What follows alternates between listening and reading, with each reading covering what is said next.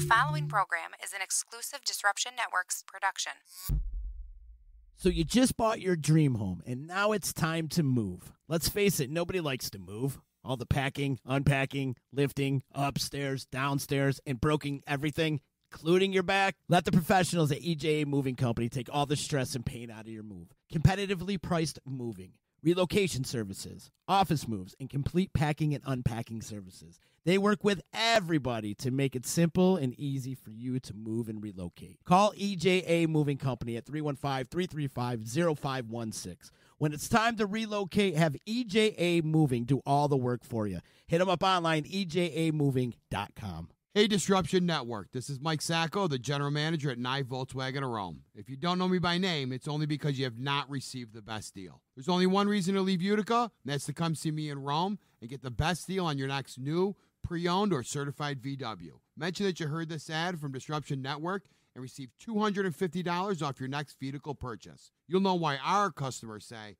I love my Nye VW. Come see us at 5865 Rome Taberg Road in Rome, or visit us online at nyvwofrome.com. Join us Saturday, October 13th, as Disruption Network and Doughboy Barbecue presents Trip Fest 2 at the Jewish Community Center, 2310 Oneida Street in Utica. A night to pay homage to Vinny, Captain Trip Moriel. Utica icon, yo! Come pick through all Captain Trip's personal treasures, local artist display, food from Doughboy Barbecue, beer, wine, and live music. Bands include, after a 24-year hiatus, the return of Taurus, Kate Devin, The Crazy Fools, Thunderwatt, and a 315 All-Star tribute to the Grateful Dead. Tickets are $10 in advance and $15 at the door. Partial proceeds to benefit Laney's Army. Doors open at 6 o'clock. Taurus kicks it all off at 6:30. It's Trip Fest 2, Saturday, October 13th. Trip Fest 2 is sponsored by Nye Volkswagen of Rome, 92.7 FM The Drive, Priceless Inspection, Donato Appraisal Services, Dr. Scott Domenico, and Saranac Brewery.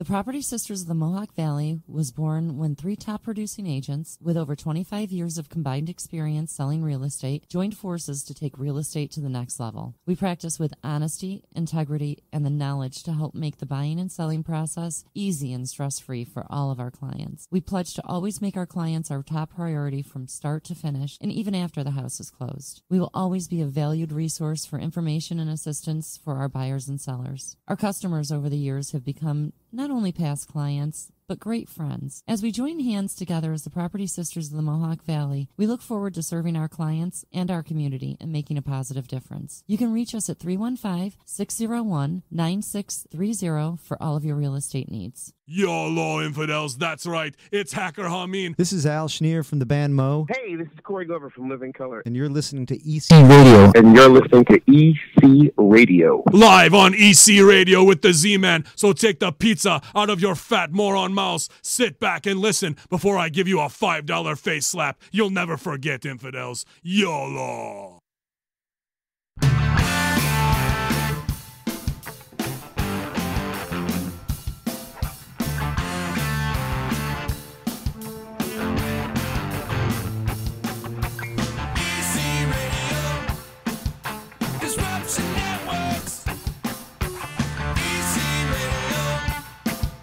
Disruption Networks. Oh, yeah, baby.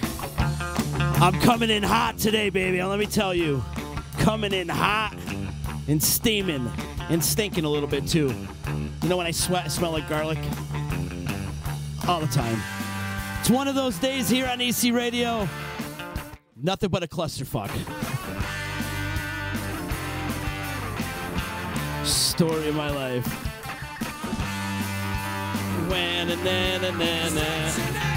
Yeah, baby.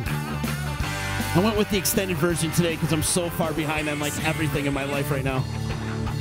Hiya, baby. Hiya, baby.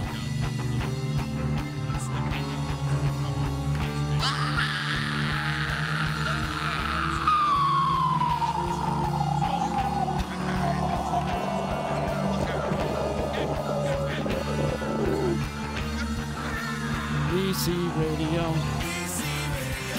All right, baby. It's EC Radio time. How you doing? We're live on the D. DisruptionNetwork.net, the home base. Check us out. That's where you can find us.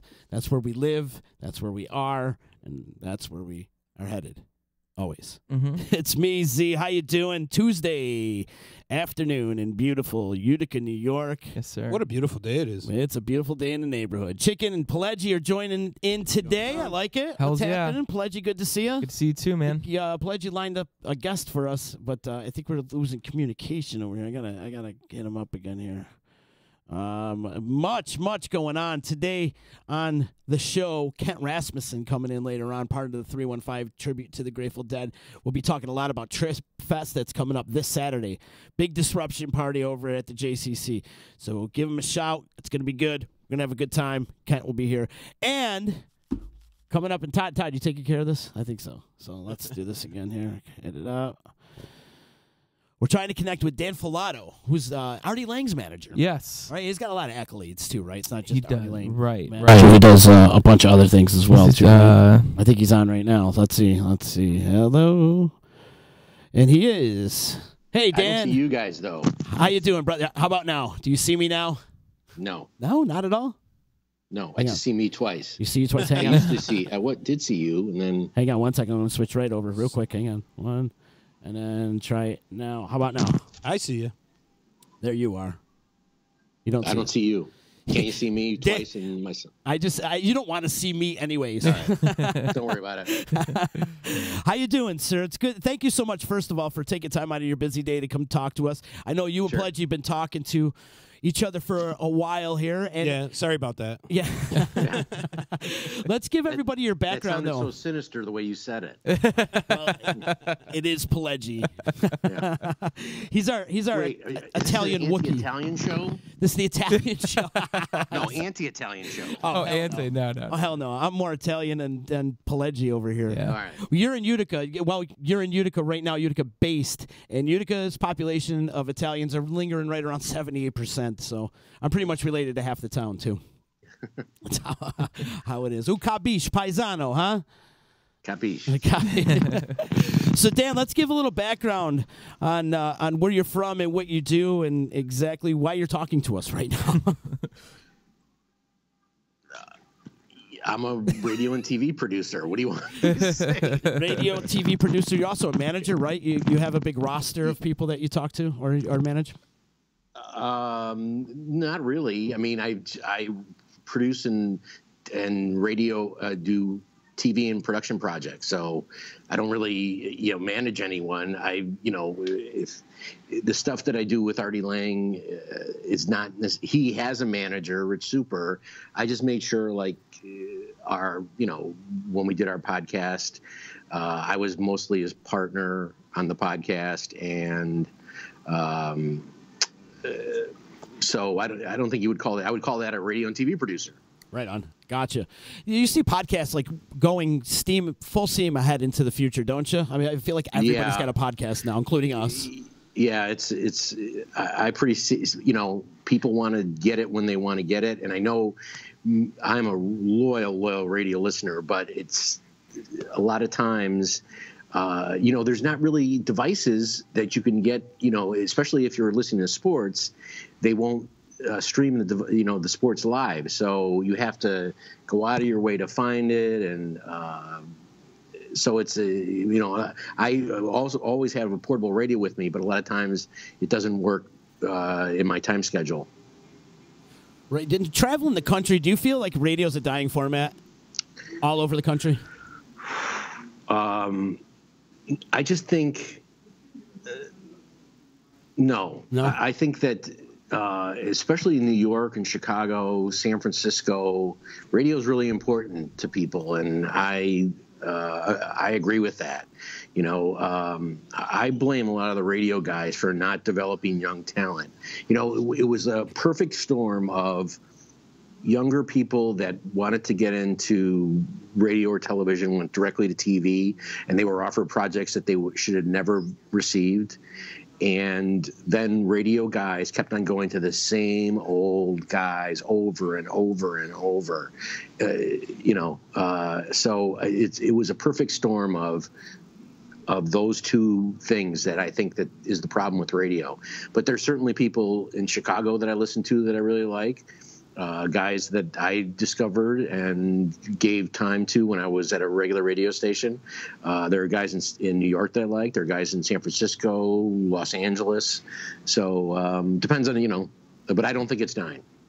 Were you a disc jockey, like top 40 disc jockey? No.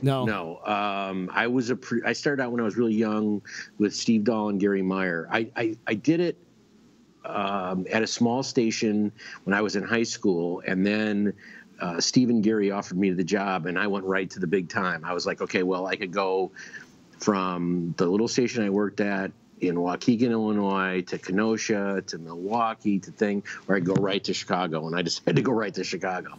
And they were bigger than Howard Stern at that time, 80, 81, 82, around the Midwest, and had been offered a network show, and 2 or 3 times it just didn't.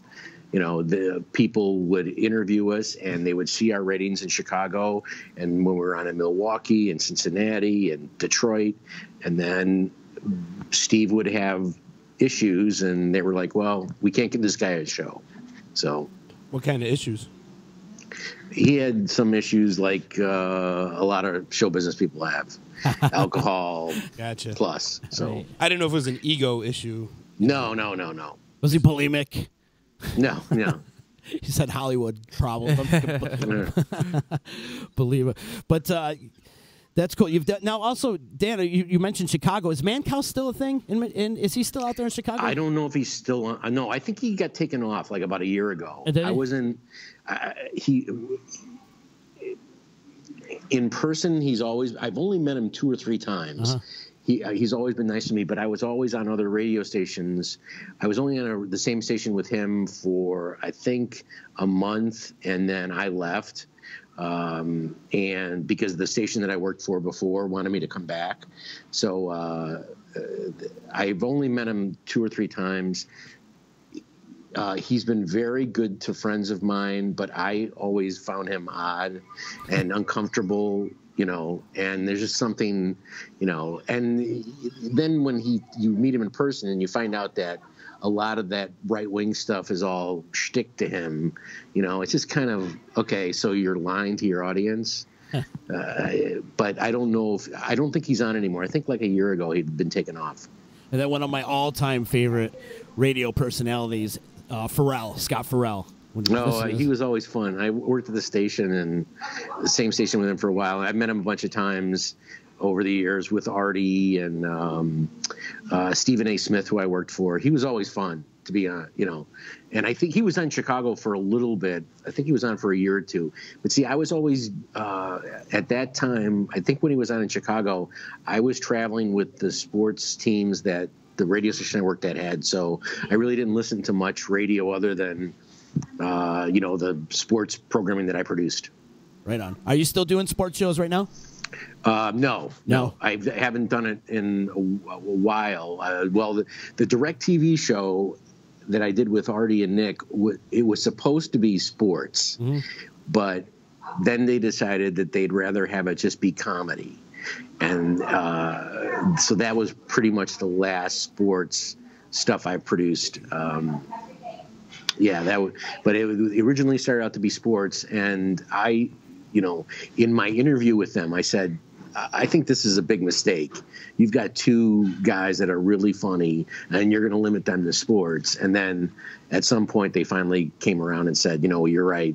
We shouldn't have saddled them with sports. Is Artie a big sports guy? Oh, huge, yeah. Oh, is he? Oh, I figured the Yankees, of course. Oh, he's in beer league. He loved the Yankees. And he's in beer league. So he loves the Yankees. He has, I think that I've poisoned him with my Cubs fandom. So he watches a lot of Cubs games. He likes the team. He likes the day baseball part of it. We've gone to, when the Blackhawks have come into town, we've gone to games, and the Bulls haven't been really that much to speak of, so I haven't gone on my way to see them. But certainly I've gone to Blackhawks games in New Jersey and New York. No Bears games? The Bears too. But the Bears have stunk. We got stuck with Jay Cutler. True. So you might have got cheap tickets then. Yeah, yeah. I'm a diehard Bears fan. I had to go there. Oh, it's It's been this rough. year's fun. Yeah, this year's a lot of fun. And we were, and the great quote I thought came from Brian Urlacher when he said, "Man, when Brett Favre retired, we thought we were going to win every game, and then all of a sudden Aaron Rodgers comes and." Well, that whole division. I mean, you had to go through Randy Moss, and you had to get Adrian Peterson. Yeah. Then you get rid of Barry Sanders, and then you got Megatron. It's just a rough division. Yeah, exactly. And then baseball, I have baseball on my mind right now. Well, I'm a big Yankee fan, and them getting slaughtered last night. It's got a little hole in my heart today. And that was brutal. It was brutal. Yeah, it was absolutely. It was on at some point. I was cringing, but then who am I to talk? My team stunk. We scored 2 or 3 runs in the last 3 games. Yeah. So I will tell you, I celebrated hard when the Cubs won the World Series in '16. Yeah, it was riding amazing. I was riding actually that left when I was watching it with Artie's author Anthony Boza and Artie, and I think Joe Matarese, who's a comedian, was with us also. And when Cleveland started to come back, I couldn't watch it anymore. I was like, this has been my whole life. This is the way it's been my whole life. And I also had some other ties to the Cubs. So I left when they had tied it and walked up and down the Hudson River and then came back. And I thought, well, wait a minute, how can they still be tied in only one more inning? And then I saw the rain delay thing, and I got back in the house, and that's when the rain delay stopped, and then the magic happened. That was the greatest Game 7 ever. Yeah, it was unbelievable. I know it was, and for me, it was. I've been a Cub fan since when I came home from school, the Cubs would be the only thing that would be on. So I became hooked, and I had a roommate that played for the Cubs for a long time, and then obviously I produced the games from 1988 to 2001. I was the Cubs radio producer, so I was in charge of Harry Carey, Tom Brenneman, Ron Sano, Pat Hughes, and had to produce their stuff. That's incredible. Let's talk a little bit about Harry Carey. What kind of a man was he? He was the guy's legendary. He was amazing. I didn't push him to do radio stuff all the time, so he loved me.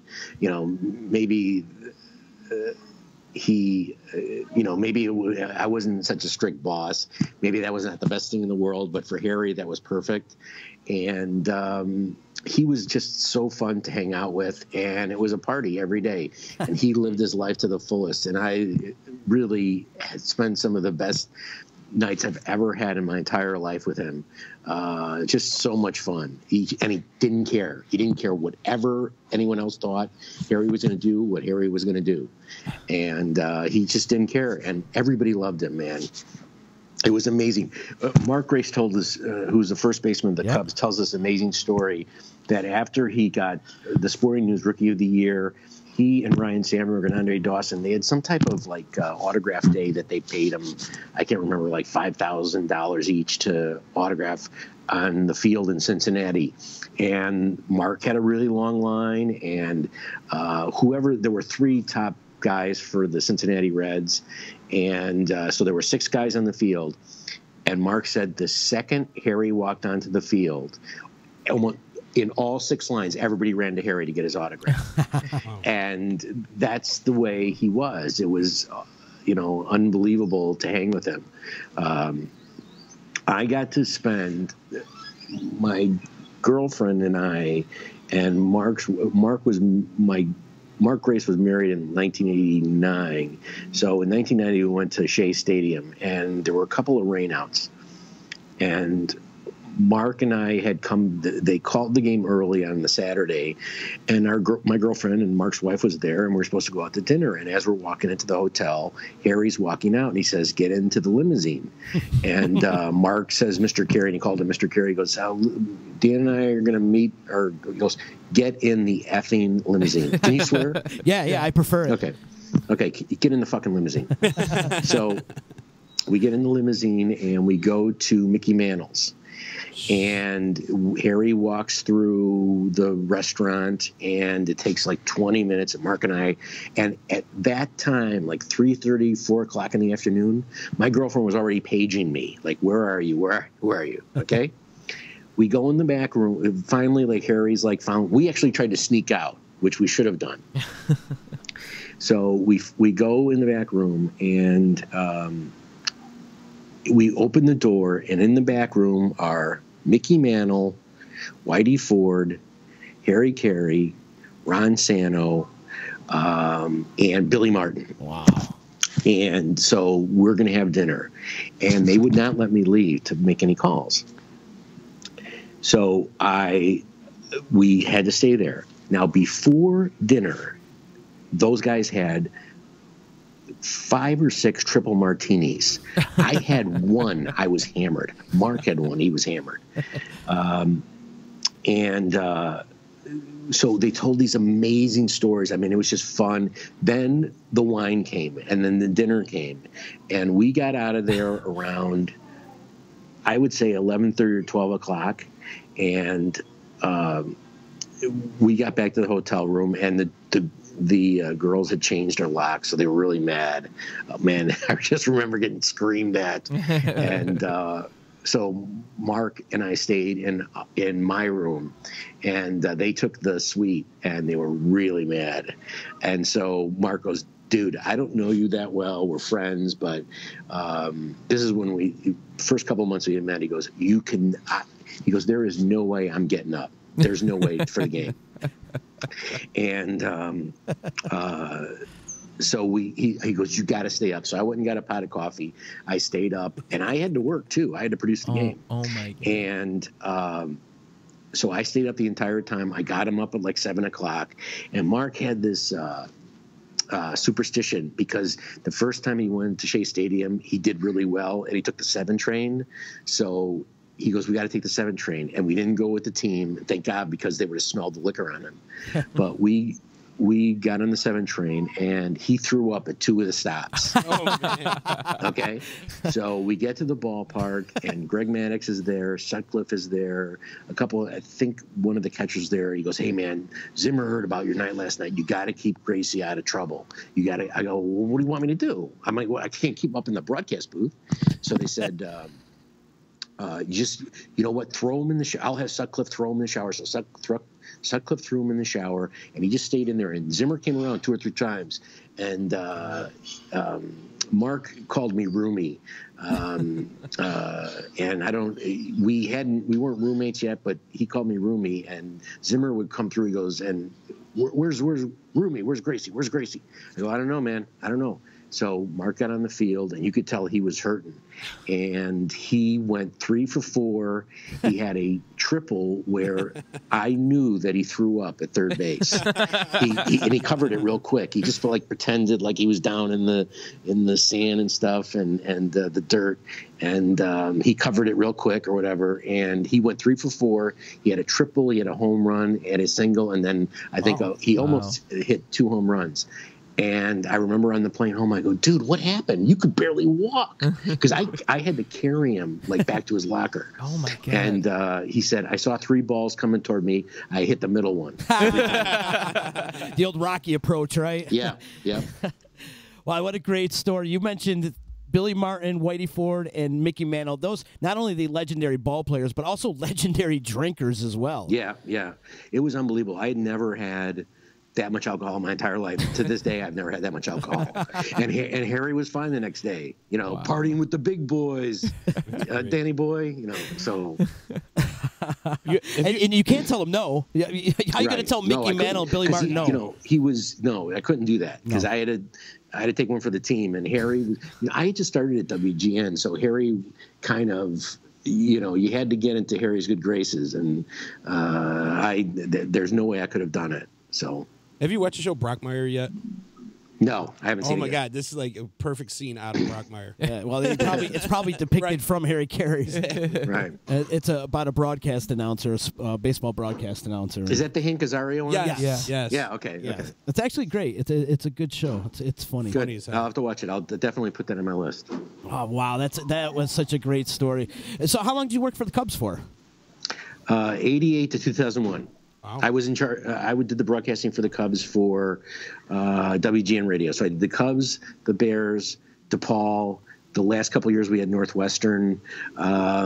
So that was, and then whatever sports programming we had on. Oh, so you weren't there for Bartman, though. That was 2003, right? Yeah, I was gone already. Yeah, I left. I couldn't. When Mark left the Cubs, I just could not watch them lose anymore. I couldn't take it. Yeah. It was just taking too much of a toll on me because it's my personal life. It's my professional life. You know, our ratings, our sports ratings, we had, you know, I had two really good guys working with me, and sometimes we had higher ratings than the Cubs.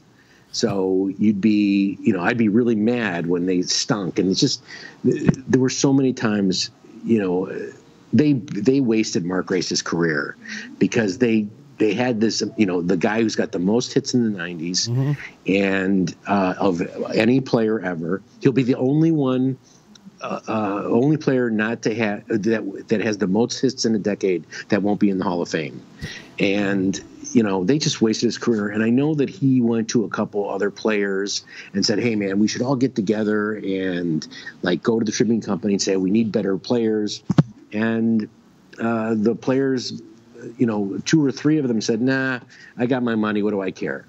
So, wow. You know, and it's so funny that one of them is like, he does a show now and he's like, oh, I'm all about winning. No, you're not. No, you're not. I was there the night Mark went up to you and said, man, we got to go to the Tribune Company. You and I and another guy, and we'll go. And he didn't care. He goes, I got my money, man. I'm not going to ruin it. Wow. Dan, refresh my memory, but Mark Grace ended up with a World Series ring, right? Yes, he did. Yeah, he did. Diamondbacks. The Diamondbacks. You know, Artie, it fucking drive. You know, when Artie, I didn't tell a lot of people, when I first started working at DirecTV, it just never came up with me and with Artie and I, and that Mark was my roommate. And at some point, like about, we were driving to Tom's River. Artie had a place in Tom's River, and Mark called, and he goes, and he put him on the speaker, and he's like, "Who's this?" He goes, "It's Mark Grace." And he goes, "Why are you calling my car?" He goes, "Is Dan there?" He goes, "Yeah." He goes, "Yeah." And so we started talking or whatever, and Mark had said that he got my driver's license accidentally at the old house, and Artie turned to me. He goes, "Mark, can we call you right back?" I goes, "Yeah, sure." So he turns to me and goes, "How do you know Mark Grace?" I go, "Well, he was my roommate." He goes, "That motherfucker, that guy who started the 9th inning." Yeah.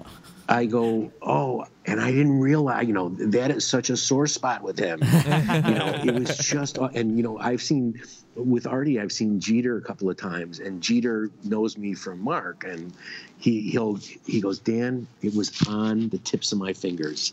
I had the ball, and then you know, then the Diamondbacks came back and won it." Yeah, Luis Gonzalez ends up hitting that. Yep. The shot up the middle there. Gracie started the inning. Yeah. Well, he was the run scored, wasn't he? Yeah, well, didn't Counsell or he tied score? it. Yeah, that's right, Counsell. I'm not. Yeah. But I was at the game. It was insane, and you know, I just was so happy for Mark. You know, he'd been my roommate for 11 years, and I was just so really happy for him. Yeah, it was one of the greatest World Series of all time. That's for sure. Yeah, especially coming off of 9/11 like that, and the country was all. Oh, you know, because we had America's mayor. Yeah, that guy's the worst, man. And I remember like walking around New York, and then everybody was talking about Giuliani, America's mayor. And you know, if you read anything at that time, that whole Bernie Carrick, you know, there was some shady stuff going on there. And then when you find out that they had that like apartment for his girlfriend that was on the whatever funds they weren't supposed to be using, and people forgot about that. Like a year after they were talking to Giuliani, and it made me have to laugh a lot whenever we what happened to America's mayor? Wasn't he like the greatest guy in the world back then? America's mayor, hilarious. Yeah, Dan, I got to ask you though, who do you think out of the National League? Do you see anybody in the National League? Well, it's the Brewers and the Dodgers. Do you see anybody in the National League beating an American League team in this playoff right now? Boy, I don't know. You know, the Brewers are hot, and man, Craig Counsell's got that special something that he just says to players. I don't know. I didn't think, a month ago, I didn't think anyone could beat the Red Sox with that, with their record. After last night's game, look at them. Yeah. But you never know. They could have scored all the, how many times does Cubs score 12 or 13 and then not score for a week? So right. Blow their load all in one game. Exactly. Yeah, I really don't see anybody in the National League beating either the Red Sox, the Yankees, or the Astros. I mean, you can't forget about the Astros. We'll see. That's why they play the games. Exactly. And what about football now? Who are you rooting for in football? You're a Cubs fan or a Bears fan, right? Yeah. Yeah. Bears fan. And how you liking the Bears this year? 3-1, baby. 3-1, baby. It's Trubisky will, it's party time in Chicago these days. But I went to the home game, and it was absolutely amazing. And to think that one player could change that whole defense is Khalil Mack is unbelievable. But did he change that defense? This is the discussion that I get in with people. I do a football podcast called The D-Line, and we took this up, and that was a top 10 defense last year with a lot of defensive players. Yeah, hurt. but not they didn't. It's not the pressure they're putting on the quarterback now. Right, but not even close. I feel like there was a perfect marriage because I feel like because they're a top 10 defense and they got a lot of first round draft picks on that defense right now. But we've had no luck with first round draft picks, so that's the. That's the thing. You put Roquan in there. You put Leonard Floyd. Kyle Fuller's playing like a boss right now. But I feel like Khalil Mack had you name one other player at the Raiders on that defense. You're good luck. But you put him on a team, and I feel like now it's like a perfect marriage that he's got other guys that can pick up the slack. And Fuller Fuller sucked. He sucked the last couple of years, and last year he had a good year, but the 2 or 3 years before that he stunk. And then we lose the Green Bay game. The ball is in his hands. I know. Well, we should have been running the ball. They should have been using Jordan Howard a little bit more in the second half. Yeah. I want to switch it up, though, too. You mentioned the Blackhawks as well. Is that your hockey team, being from Chicago and all? Yeah. Man, I secretly root for them all the time. I'm a big Patrick Kane fan because he's from upstate New York. He's from Buffalo, so I've been watching his journey since the USA hockey all the way up and watching that kid. He's one of the most gifted athletes out there in the NHL, that's for damn sure. Yeah, absolutely. Yeah, it'll be fun. The goalie situation bothers me. Yeah. And they've always had great goalies throughout the years. Yep. Yeah, I just don't I don't know what's going to happen. And it's last year was a disaster. But, maybe this team I just don't I got a good feeling that maybe this team has one more run in it. And you get a little back on track.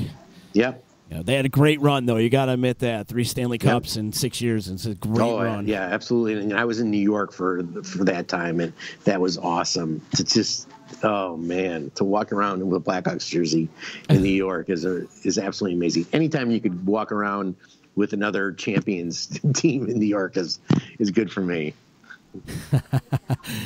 Yeah, we're big hockey fans up here in upstate New York. It's like pretty much our bloodlines, our hockey. Here in Utica, we have the farm club of the Vancouver Canucks. So we secretly root for the Canucks as well. But, that and the Rangers, of course. Yeah, I had a friend that played for the St. Louis Blues, and even though it's like the Blackhawks, like nemesis, it used to be the Red Wings. Right. But I used to go down to, especially in the 90s, I would go down all the time to St. Louis to see my buddy play for the Blues, and I would go down there with a bunch of Cub players, and we had the best time, man. The Blues are like gods in St. Louis. Yeah. They are like the Bulls in the 90s. The Blues are like that all the time. Yeah. And especially in the last couple of years, they've had some great teams. Yeah. But it was fun to go down there to St. Louis and hang out with the team. My buddy is Kelly Chase, but Tony Twist was on that team. Brett Hull was on that team. Kachuk. Keith Kachuk. And who am I thinking? I'm missing like somebody. Pronger. Oh yeah, Chris Pronger. Oh yeah, we were just it was fun to be. It was like being in Chicago during all those great Jordan years with the Bulls. That's what it was like walking around with the Blues in St. Louis. You know, you bring that up. Let's talk about the Chicago Bulls back in the 90s. What was that like? What was the atmosphere in Chicago like back then? It was unbelievable. Every game was an event. It was unbelievable. I can't even describe it now. Not even the Cubs got to that. Really? Everybody, you looked at the schedule, and no matter, even like my parents, well, where are you going to watch the game? Where are you going to watch the game? And you know, Jordan never missed a game. He never missed a game. Right. You know, and those 10 years. I was living, Mark Grace and I were living together, and all those Bulls players loved Gracie. And especially Michael, because Michael wanted to be a baseball player. Yeah. And we hung out with them a lot. And it was fun. It was amazing. And we went to all those games. And it was an unbelievable atmosphere. And every night, every bar was full, every Bulls game. And Michael never disappointed. You know, the thing with the LeBron-Michael thing that I just can't get over is Michael never failed. Right. 6 finals, 6 MVPs, 6 championships. He also had that other gear. I always felt Michael Jordan had that other gear where then, like, I don't really see it. Like, you see it in spurts with LeBron, but like Michael Jordan, when they were down, like he took the ball in his hands and he willed his way. Dominated. Yeah. Dominated. Yep. Mm-hmm. It was no matter how old he was or how sick he was or, you know, getting thrown to the floor. You realize it when you see players go out for weeks with bruises. Are you kidding me? Jordan never did, you know, and you would see Jordan leave like really hobbling, or, you know, we'd go out and have dinner with him once in a while, and he'd be all banged up pretty badly, but he never missed a game, man. Do you remember the game where he had the flu? Yeah. Times. Well, yeah. you don't, you know, didn't a kid in Utah say that they like poisoned that pizza?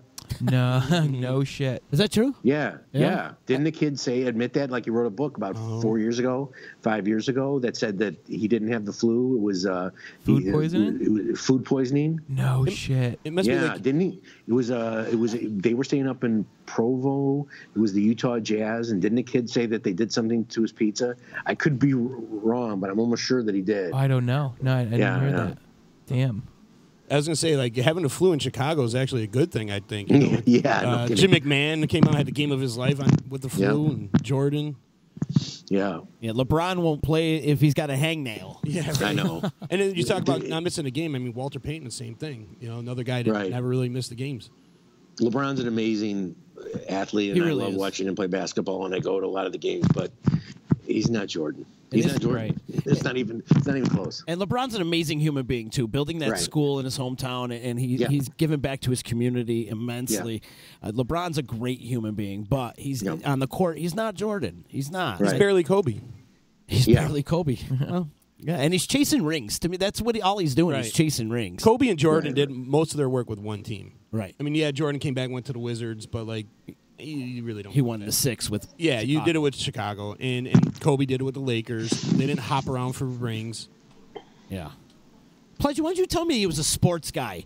You're telling me he's a manager. You didn't give me no description on what this guy does over here whatsoever. Throw me to the wolves over here. I'm all late today, and now we find out he's a sports guy. We could have been here for 3 hours talking sports. Like for you, that's easy. You know, talk sports. Let's just talk sports all day, man. You trusted me, and I failed you.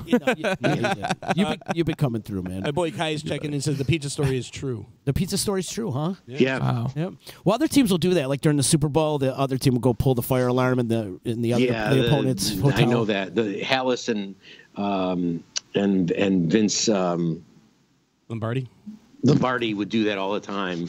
You know, turn off heat and at Soldier Field, or no, actually they were at Wrigley Field then. At Wrigley Field, or up in they were County Stadium or Lambeau.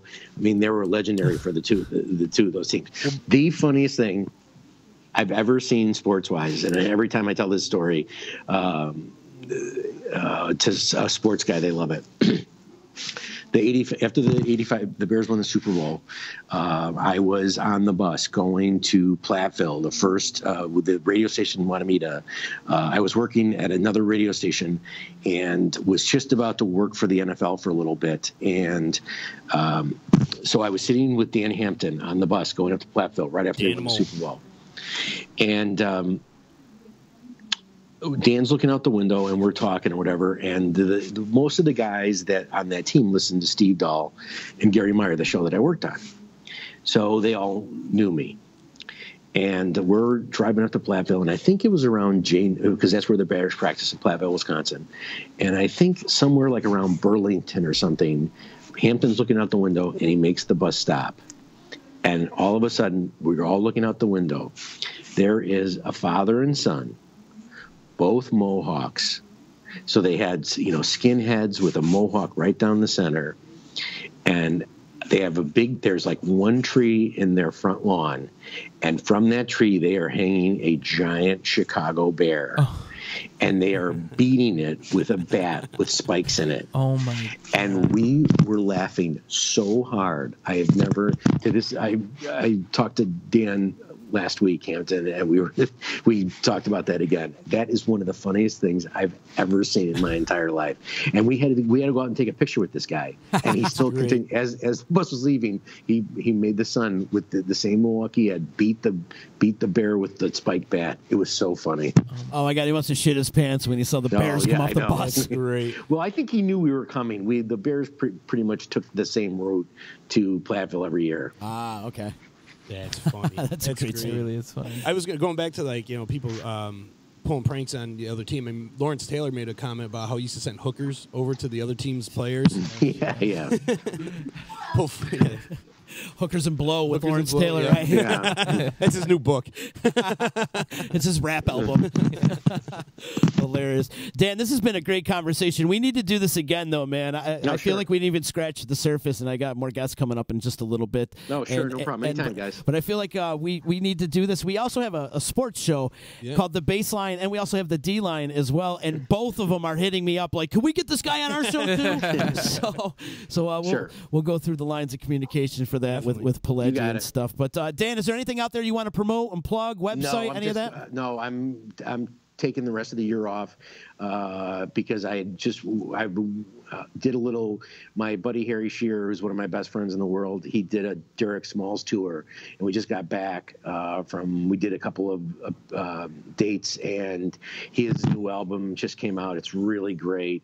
It's the Spinal Tap, his last go around with Spinal Tap there, and I just got back, and I have not, here's what I planned. What I planned was finally using my Cub tickets that I've had since the 90s and going to every game all the way to the World Series.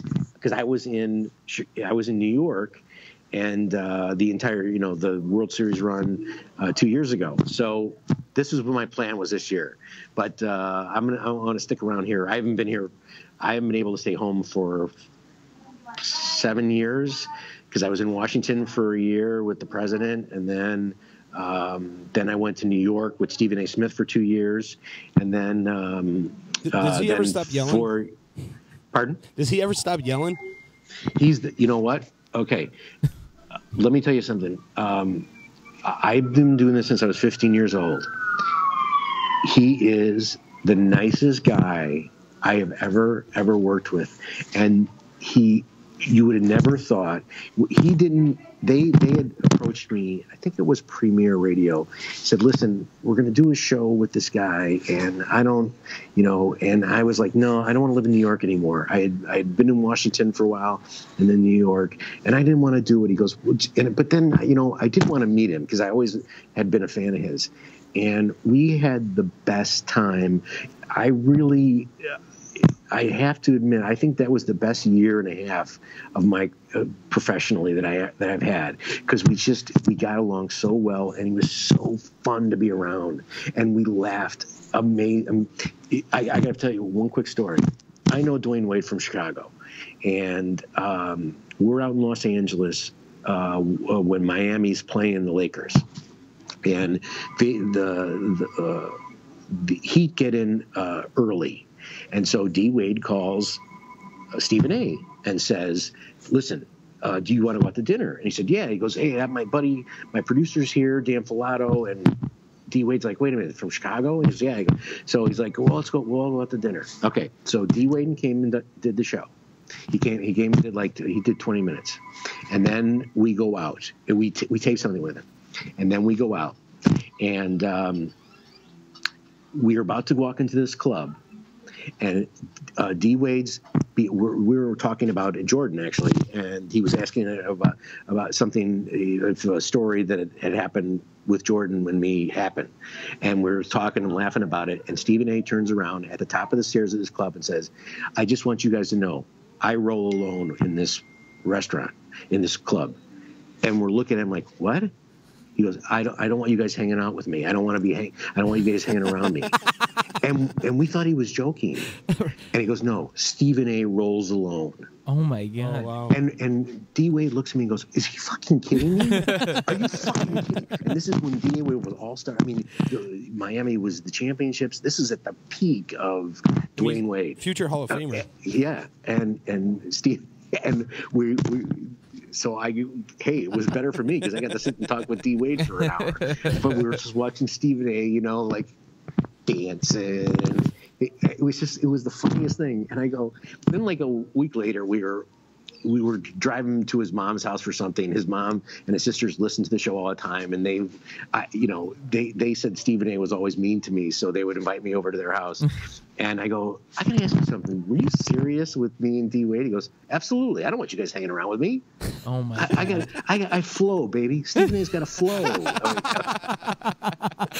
Was he working the club? Did you watch him work the club? He was working it. He wasn't like working it women wise. He was just walking around and he was having fun, and it was he just was having fun, and he did not want us hanging around with him.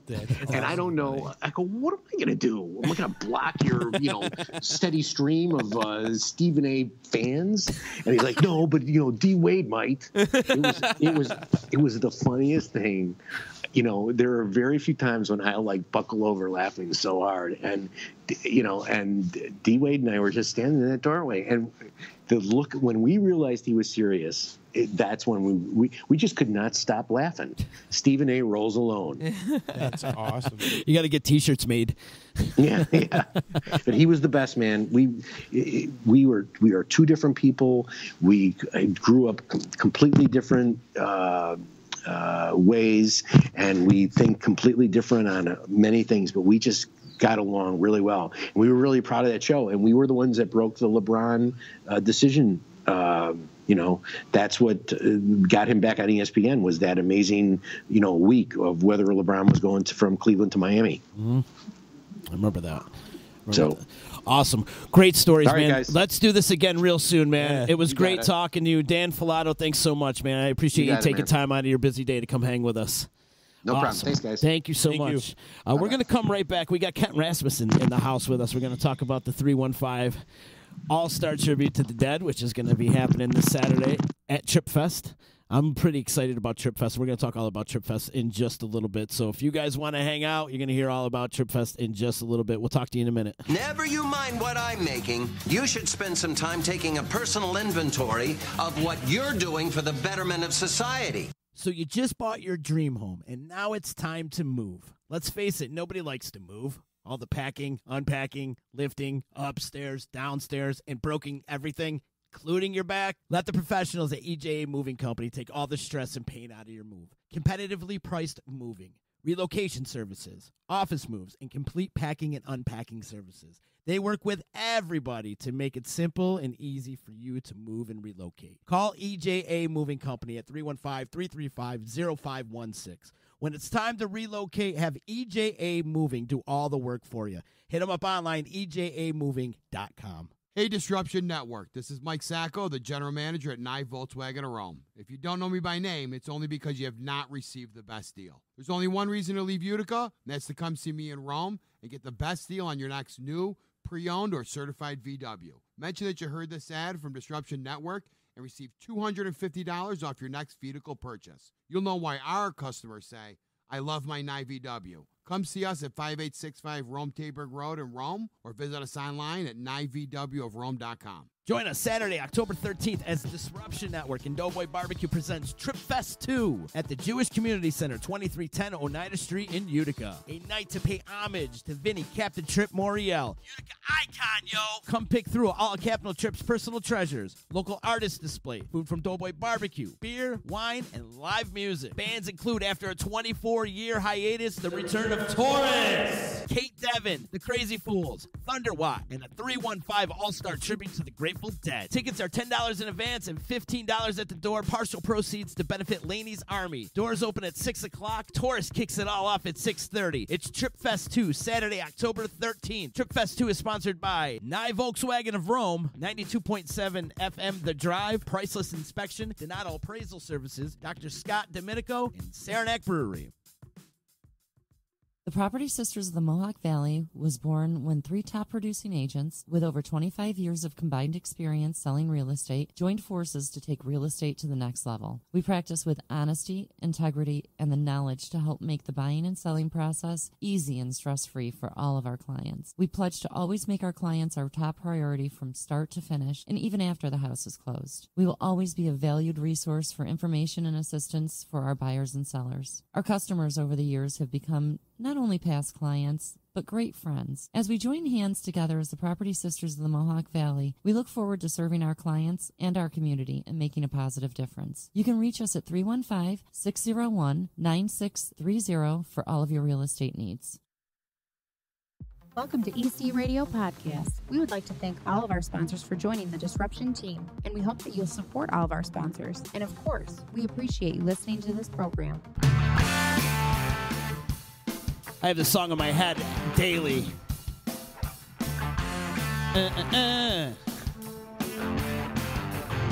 Wow!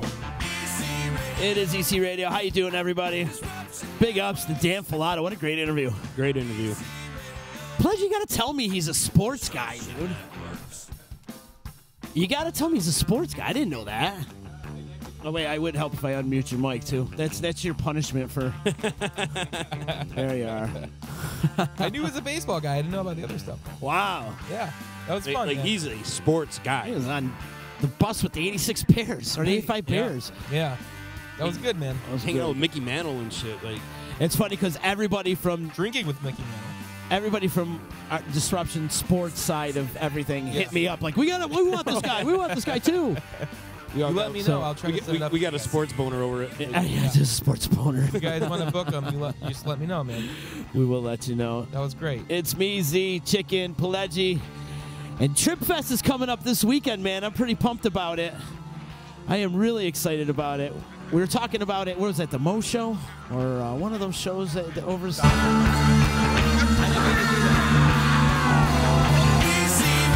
I did not...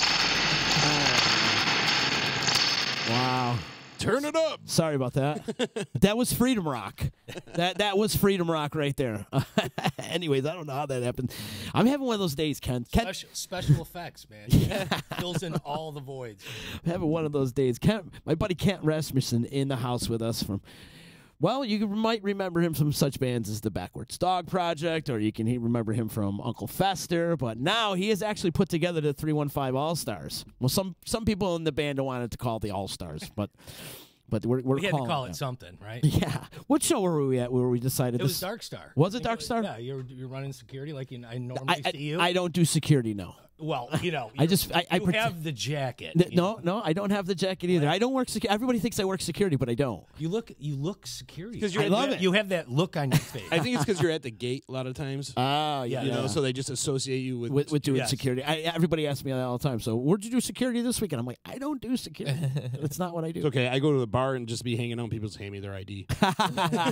Son of a bitch. But we were at the Dark Star Orchestra show back in July at Saranac, and big ups to our friends over at Creative Concerts. And we haven't seen each other in years. Yeah, I think we run into each other once a year. Yeah. And you go, hey, what are you doing? Yeah. And I'm like, well, you know, and this time I happen to go, I got something. Yeah. And all of a sudden it went from something to like, all right, let's do this, you know? And I'm like, but wait, I don't have a band.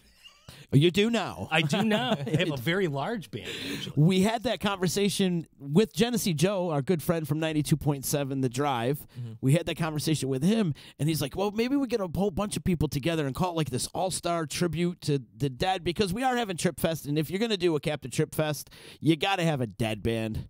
You know, yeah, that's what he represented. Absolutely. You know, so and then you put together this all-star tribute band. Yeah. So who's in this band? Who are you playing with? Well, it's kind of funny. Like all these guys, like kind of similar when I would run into you, like for the past 5 years, they're in like multiple bands. I'm like, hey, we got to do a dead band of some sort.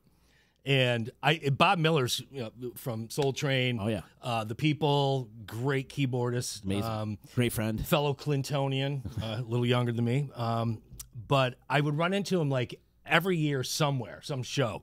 And I'm like, dude, what are you doing? And he's like, just call me. And then I would have like 2 pieces, but not enough to go like, hey, let's get a keyboard player. And that went on and on. And all of a sudden, like I run into you, which I don't have a band together. I'm like, hey, you're like, perfect, let's go. Where's Joe? I got nothing. Like, great, you're playing. He's over there. I remember Joe's look on his face like, well, I guess we could do it. And I'm like, yeah, let's do it. So, so then I finally got a hold of Bob, Miller, and I'm like, dude, it's taken me 5 years, but we're gonna do this. He's like, cool. So we have Bob Miller on keys.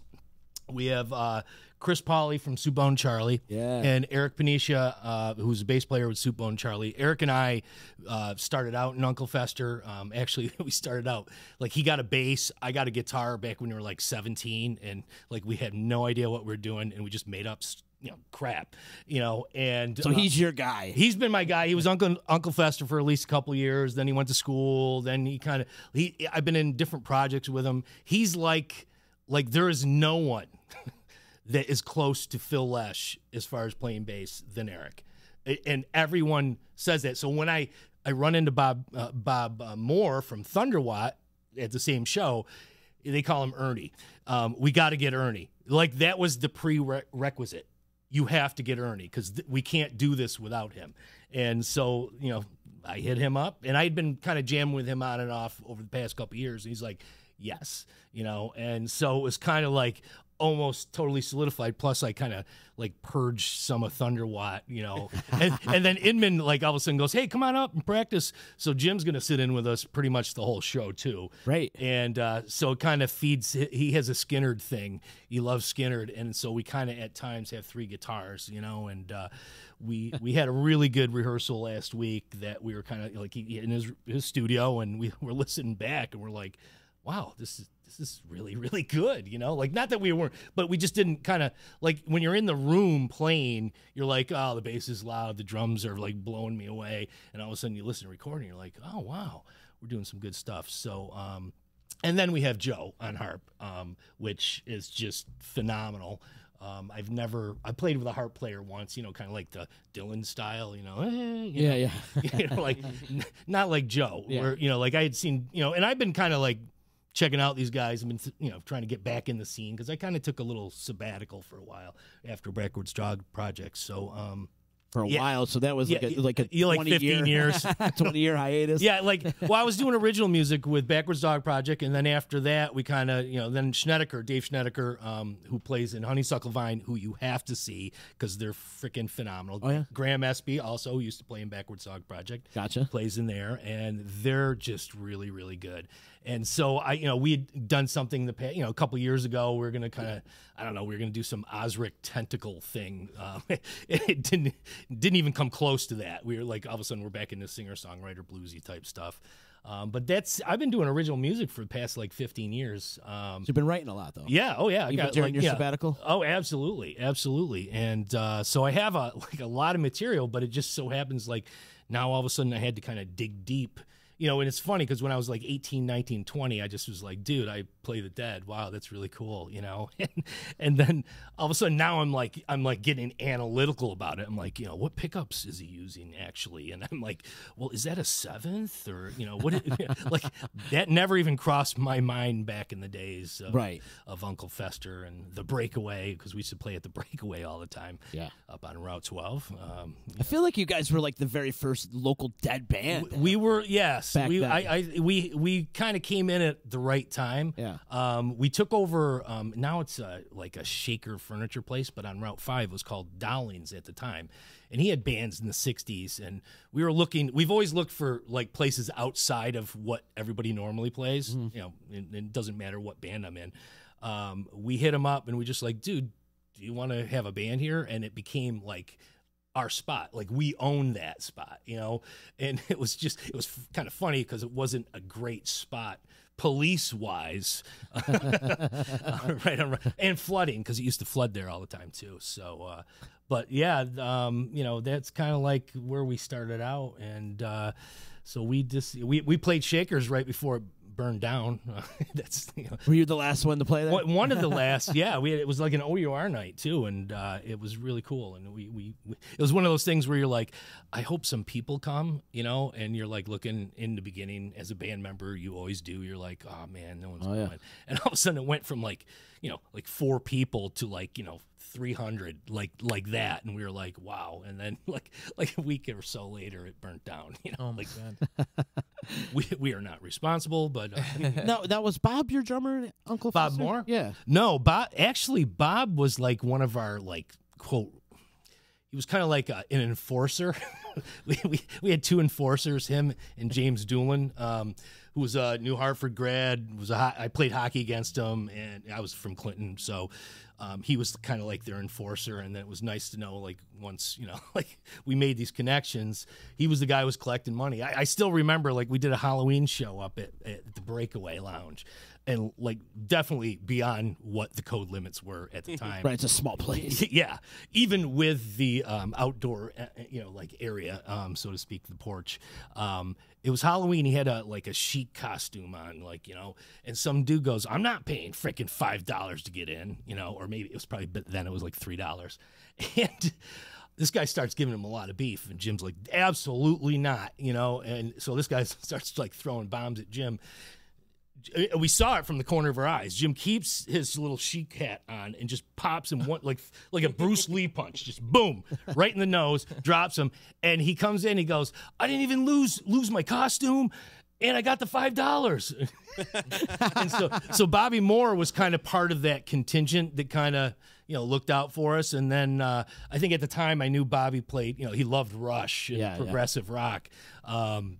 So I guess apparently, I don't know, because we didn't play progressive at the time. We were kind of a quasi dead band, but you know, but Bob ends up, you know, all of a sudden playing in Aunt Esther and playing with Steve and Slug and Fletcher in Slug, and all of a sudden, like, you know, he's like, "Well, I think I got some of these dead chops down. Let's do this." So that's kind of like where it kind of came out of, you know.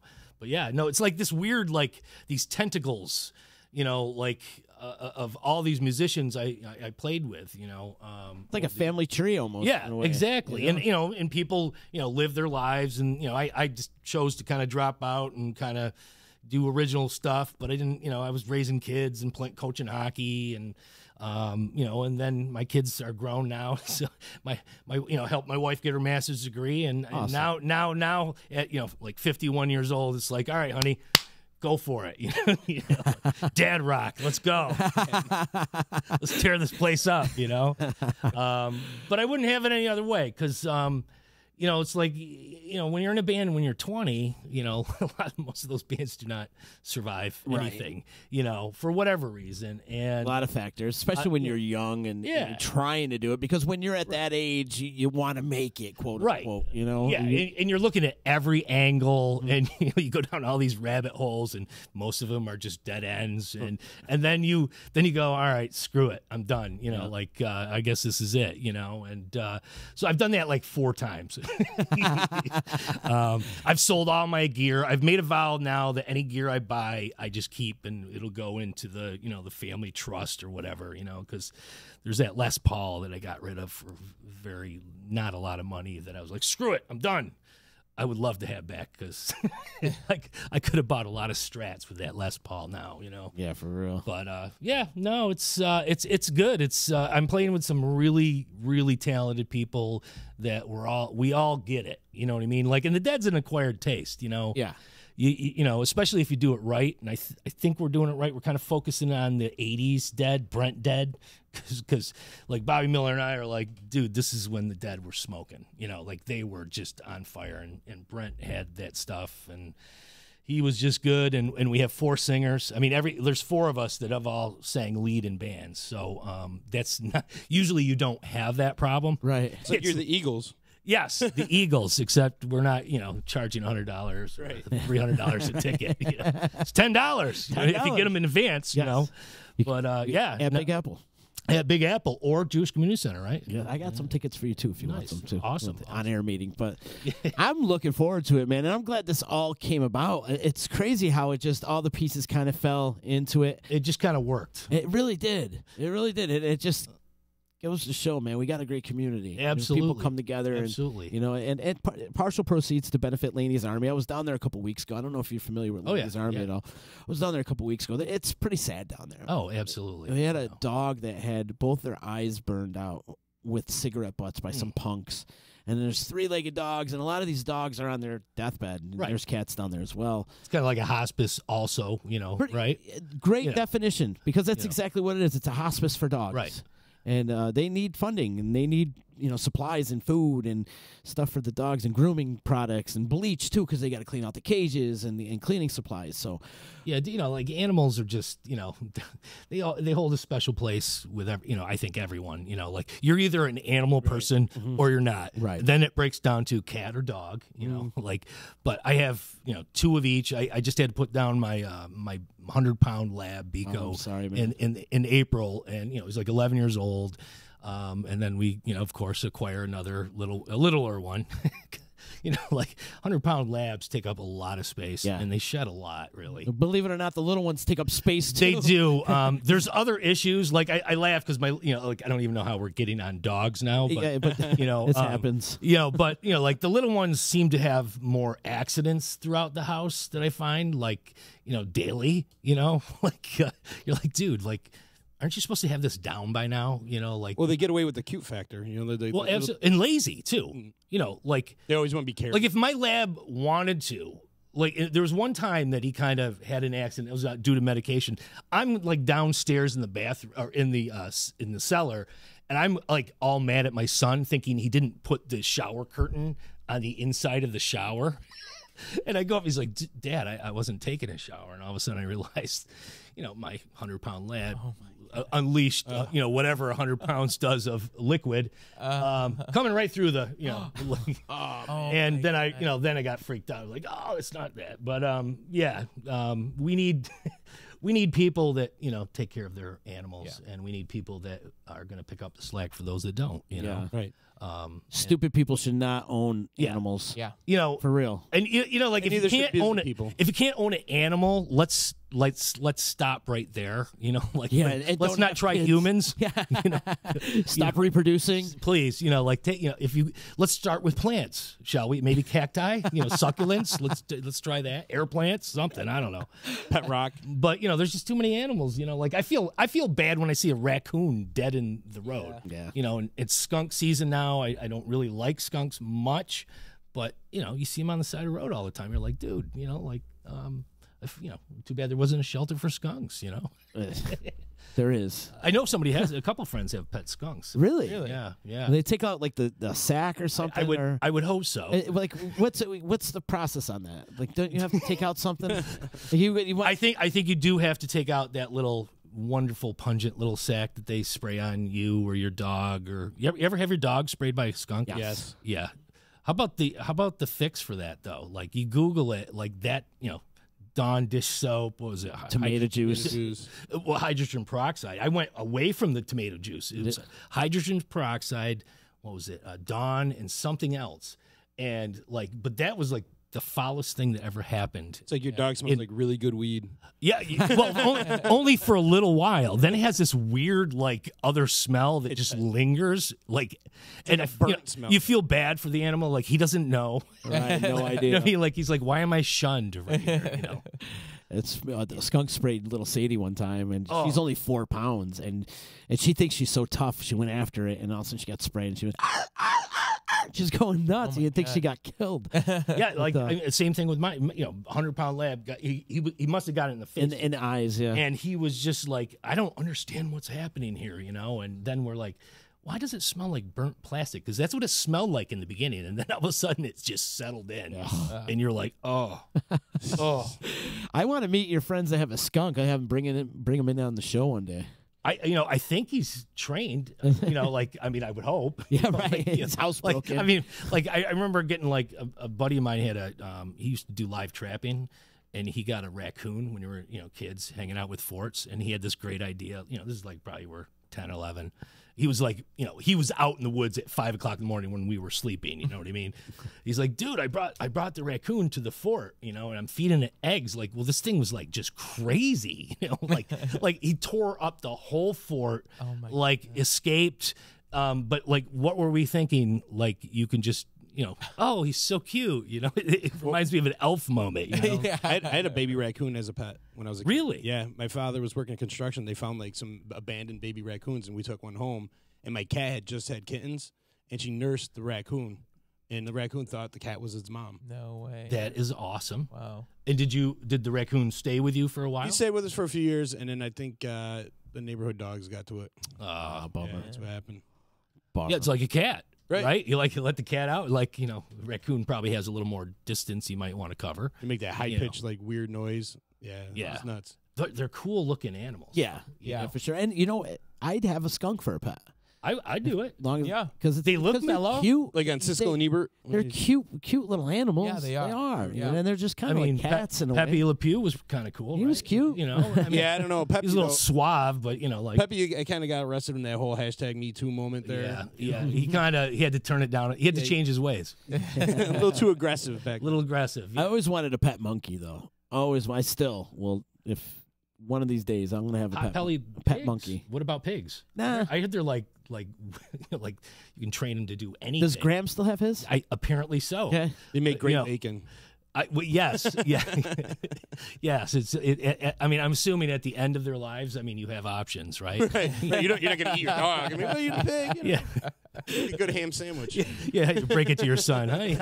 Son, how do you like that bacon? That's our pet Joey. I didn't bury him after all. That would be a hard thing to do. Kill your pot-belly pig. Anyways, so Kent's joining us today, part of the 315 Grateful Dead tribute that's happening this Saturday at the JCC. Plenty of tickets still available. Come on down. It's going to be a great night. In fact, we did Trip Fest last year, and it was on a Thursday, and we still had a great night. Joe Mama, the Funk Daddies played, and we had Thunder Watt played last year too as well. And it was a great night, but it was on a Thursday. And we felt this year we need to put it on a weekend, and we need to put it over the top. And not only do we have the All-Stars coming in, but we also have our good friends, the Crazy Fools, coming in. We have Thunderwalk coming back, and also Taurus, who haven't played together in literally 20-plus years.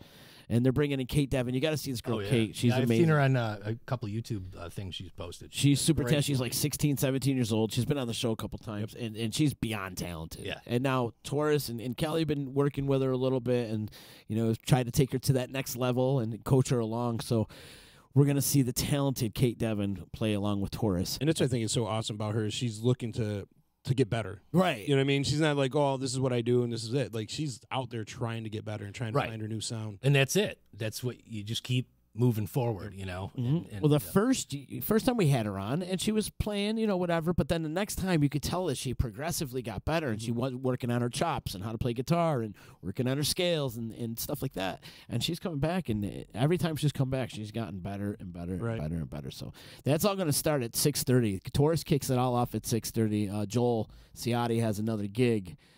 He plays with Nervous Rex. So they have a gig that night. So they're going to come in and do a set for us, which I'm pretty pumped about. And again, they haven't played together in 20-plus years. And so it looks like Taurus is actually going to be back for a little while. That's awesome. So I hope so. And we're looking to get them on the show. They were supposed to come on last week, but they got intercepted by a guy by the name of Stephen Perkins from Jane's Addiction. So I was like, do I want Taurus or Stephen Perkins? Yeah, I love you, Tony, but this is Stephen Perkins. But no, but seriously, it's going to be a great time. And Genesee Joe's checking in and said you did a great job of assembling everybody.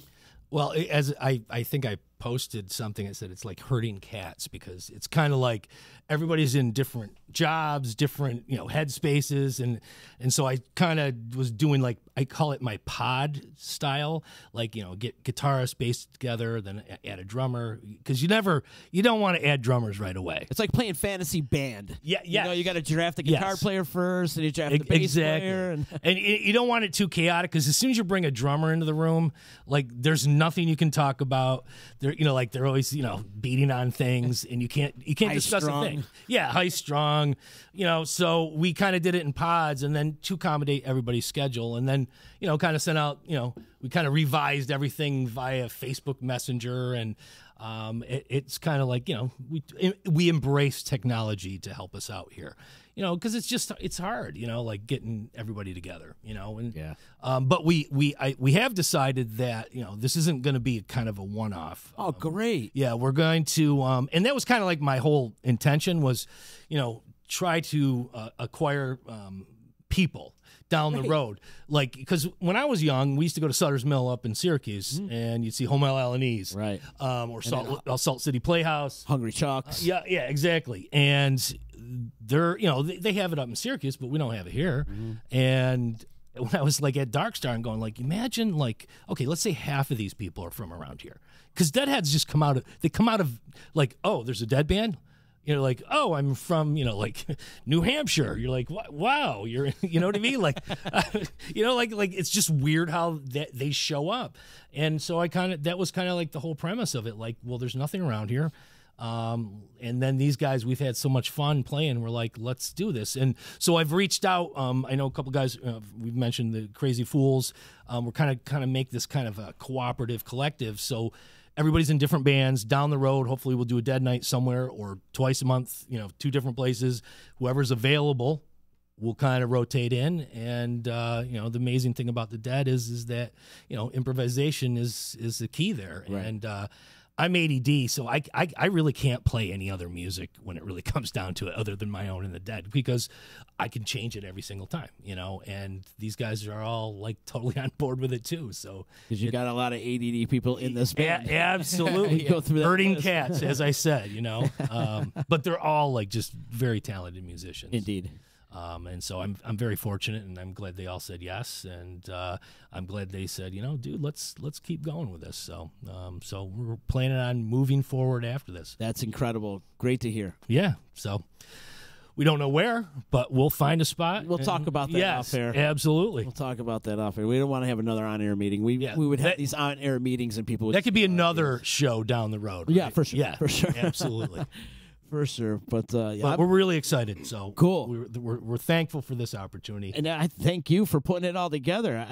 Like I said earlier, it was something that just got put together on the whim, and it's happening. And here we are. Trip Fest is 5 days away, and we're ready to rock and roll. And I'm pretty excited. So. The most amazing thing about this show is literally. It's like literally across the street from my house. You know what I mean? Like I'm going to stay the whole, whole time. I'm going to stay later because I can just, walk 5 inches and go home. Yeah. Go to bed. Like when does that ever happen? You have a couple pops. Yeah, exactly. Some adult beverages. Adult beverages, which I believe we're going to be there. Yes. We have Saranac. We're going to have some Bud Light, some Saranac, nice. A bunch of beer, and there'll be wine as well. So we got Tom's truck, right? And then Doughboy Barbecue will be there. Frito Bandito. Yeah.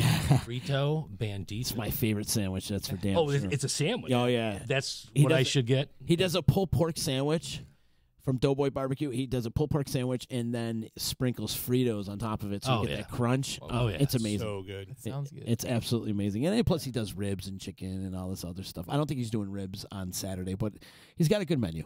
He definitely got a good menu. Great. Got food, and he's got the surplus supply of. Oh yeah, in fact, we got to get on Vinny that stuff. really soon. There's so much stuff from Vinny. It's like we don't know what you're gonna do, where to even begin.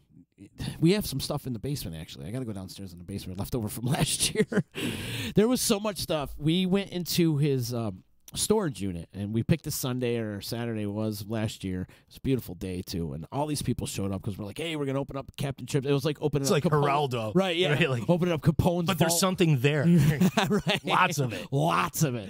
And we opened up this thing, and it was like opening up the holy grail of head chops. It's like you open it up, and it was like 1995 or 1993, and 4 died in it. It was ridiculous. Smelled like incense everywhere. It did. It's just Sandalwood. everything from clothes to posters and jewelry and beads, and it was just amazing. You even had those little metal bowls from back in the day. You have to screw the head in and the little piece in the mouth steam. Yeah. They get super hot. Yeah, had it like you'd have to make your own. But they're durable as shit, though. You know? Yeah. Oh yeah, you could just. I mean, they could be sitting outside forever. You forget, and drop like you find it, it's like, oh, it's still good. There's still something in it. Right. Wait a minute, that's dirt. So people would go. Smoke it anyway. People came to that storage unit and opened up and picked whatever. We let everybody have first dibs on everything, and there was just so much stuff. And then he's got his house too, which Tommy still owns, and there's like this whole basement full of stuff. So yeah, I mean, how many years was he in? Like, I mean, between the Rainforest and his 2 shops, right? And he used to do he'd do flea market-y type stuff. Yeah, and he was a carny for a while too. Yeah, I mean, he was the first head shop in Utica, in the Utica area. I remember I think I just graduated from Clinton High School, and he shortly showed up there, and it was it was a perfect spot for him. Yeah. That was when I first met Max. I used to laugh because I remember Max when he first got Max. Like you'd walk in the store, my wife and I would walk in the store, and he'd be like, Max, and Max is humping our leg. Free love, baby. And like every time he went in there, he was like, Max, But I remember we played a whole bunch of in-store things, acoustically and with at his place, in Clinton and in Yorkville. And then the Rainforest opened. The Rainforest. The funny story about the Rainforest, when I was in Backwards Dog Project, we did stuff with the Soul Train and stuff, but we never got our own slot, right? Our own slot we got on September. Oh, well, let's just put it 9/11. Oh, that was our spot. Yeah. We walk in, it's only we're all excited. Yeah, but we'd been watching the news, and we walk in, and it's just kind of like wah, wah, wah, wah. And there's the 4 band members and Vinny's swearing at the TV, like, Jesus Christ, and we're like, I guess we're probably not playing tonight, right? Oh man, the terrible luck, but that it's kind of it's a weird, funny story, Like I remember 9/11 for many different reasons, but here was your shot at the Rainforest solo, and you're like, no, sorry. Oh man, what a bummer. But yeah, it's like Vinny was like, I mean, the Rainforest was just freaking awesome. It was an institution. Like you could see everything there. Like, I mean, I Government Mule, I remember them. No one knew who they were. It's when they got their start. Right. When they first got their start. I saw Warren play. When he first joined the Allman Brothers, and then shortly thereafter he did the Mule, and all of a sudden I'm like, that's the dude that was ripping up with the Allman Brothers, and he's playing at the Rainforest. Omnis Sea Pods. Yeah, Deep Banana Blackout. Yeah, that was all my shows right there. That's where I got my start too. One of the first shows I put on was Deep Banana Blackout. Yeah, I mean, tell me, what a band! What a band! They were great. I still listen to them. They're on heavy rotation still at my house. But that was like the era that was just phenomenal. It was great. Free Beer and Chicken. It was a great scene back then. Yeah, Moon Boot Lover, Free Beer and Chicken, Schleho. Oh, just South Catherine Street Jug Band. Absolutely, there was some great bands, and they just come rolling through there, and that was the place. That was the stuff. And obviously after then it was your place. Yeah, I learned it. There would be no EC if it wasn't for the Rainforest. It was just and I still anyone I speak to, I'm like, the reason why Varick Street is the way it is, it's because of Z. You know what I mean? Like, no, I'm serious, because what was there before you? You. Nothing. You. That's it. Well, the Varick was there. And O'Donnell's was there. Metro. Yeah, but there was, we did play the Metro, but that wasn't, it was a weird place. It was, it wasn't set for live music. It wasn't a good place if a fight broke out and you're the band. It wasn't a good place to be. Right, because you're blocking that entrance. Right. Yes. That was and then if the police come, you have no remedy whatsoever. As we seen at the St. Patty's Day. Yes. we had an incident back with Fester. It was a bunch of Utica College frat boys that just decided it was just At the Metro? Oh, at the Metro. And we're in the corner, like right by the door, but apparently that was locked. And it's just kind of like, well, all right, let's see what happens here, But, other than that, you were the spot, man. And then all of a sudden everything just, boom, I'm just saying, you should get a lot of props for what you did, and thanks, man. You created a scene, and so I think your legacy. I don't think I created the scene. I think I just carried it over from what you gave the scene a place to hang. Yeah, you know what I mean. You and you provided a spot, and you had great entertainment, and that's something to say about. Yeah, and I lost a lot of brain cells along the way. Yeah, and I don't remember pretty much half of that life. So, exactly. But we had fun. Yeah, we definitely. You think you had fun? Exactly. But there was some great bands back then. Oh. I'm talking before the EC, talking about back at the Rainforest, and then they had to change it over to the Rock and Roll Preserve. Yep. There was some amazing bands. I saw Branford Marsalis there. I saw Warren Zevon there. Danko played there. From the Bang. Yeah, and Mo was one of the he had a great variety. Too. Yeah, it wasn't just jam bands. He would bring in Oh, I saw Night Ranger there. Slaughter played there. There was so many different. But Rat, Great White played there before they burned down the place in Rhode Island. Just before. That's crazy. So many different acts that came through there. In fact, one of the biggest weekends, I should say, was Mo played there under Monkeys on Ecstasy back in '98, and then the very next day, the old ska band Goldfinger played. They had that "Here in Your Bedroom" song. They were huge, and they went from Mo selling the place out 2 nights in a row. I mean, it was wall to wall for 2 nights. Absolutely crazy. Goldfinger was awesome. They did killer covers. Yes. Like really obscure cover. I was working at Last Unicorn at the time. We get a Goldfinger. At least 3 tunes on their every album were covers. And smart covers, not oh, we're just going to do this because we have nothing else to do. Right. No, they're not going to play Smoke on the Water. No. Chick Magnets used to play there a lot. Chick Magnets. The Booty Foundation, though. The Booty Foundation was there, I feel like, every Friday night they were there. And some of the biggest freaking nights ever was when the United Buddha Foundation. Conehead Buddha. That's right. Great band. Somebody on the D, and I'm thinking this is JP. He's saying 99 Red Balloons. Oh. Goldfinger covered. Yes. 99. Yeah. 99. Luft Balloons. Luft Balloons, yeah. Was it Nena Cherry? No, I think it was just Nenya. Nenya All Cherry was the one who did the Buffalo Stance. There you go. You remember the Buffalo Stance? We all stand in the Buffalo stand. It's a dance. It's like a safety dance thing, right? Yes, exactly. You can dance if you want to. Have you seen any good concerts this year? I have. I saw. Well, actually, I was with Josh trying to get a hold of you at Derek Trucks, but you were busy working. How dare you work? That was a great show. Let's see. I saw the Avett Brothers actually, and I'm not a big Americana fan. But I do like the Avett Brothers because I think they're really good songwriters. Yeah. And I saw them in, Yingling took over this place in Bethlehem, PA. My wife got me tickets. She gets me obscure tickets for concerts for birthdays and stuff like that. So we went, and I got to say, one of the best concerts I've ever seen. Just from the get go. And I was like, all right, I guess I like acoustic instruments now. But they were just phenomenal.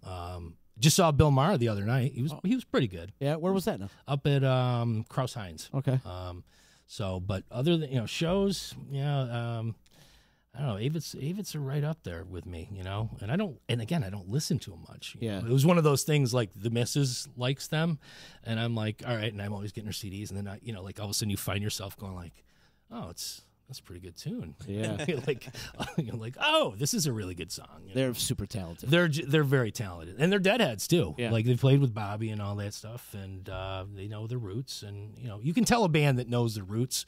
They just kind of carry themselves a little differently. But yeah, and then if I got to check out a Fish show, of course, and in fact, I'm going to second night next weekend. Yeah, I'm pretty excited. I missed them the last tour around, and ever since they got sober, they're better than ever. Oh, dude, I saw them at Hamilton College at a frat house in '88, and knew nothing of them, and just walked in and went, like there's this dude who's playing a vacuum, and they played for like. You were at Hamilton College? Yeah, I hung out because I was from Clinton, so right. We hung out with the poorer kids of Hamilton College at the co-op, and then as we would hang out and see the frat shows. They had a lot of shows back then. Fish played there, I believe, twice, but I remember they played the Haunt the next night, and all my friends went, and they're like.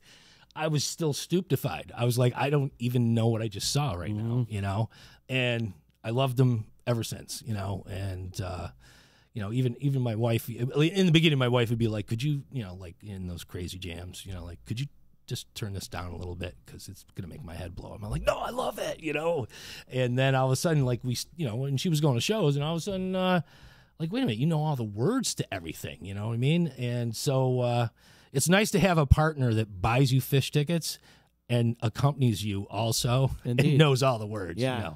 So that's kind of cool. So my old lady hates them. Yeah. And again, it's acquired taste. I like all these things that are acquired. Either you like, too. But I think most people hate fish. Yeah, right. Just kind of like but they still have 70,000 people that go to their shows. Right. But I think it's the atypical fish head.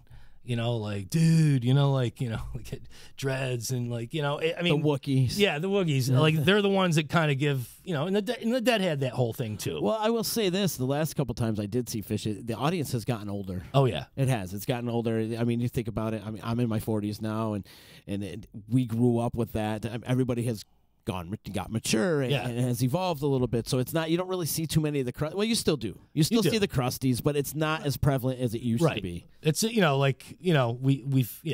matured 10 or 15 years, and maybe for some they're still showing up. That's their time they cut loose, I was at Curveball. I had worked Curveball. I was there for a whole week. And they got the news on Thursday that the festival's canceled. I'm like, damn, I've been here all week. Yeah. But I will say this, man, and I love Fish to death, and they still got paid. I will always love that band, and I love them that much more because I still got my check. Right. I mean, I just think they have something that they have a different vibe going on. They do.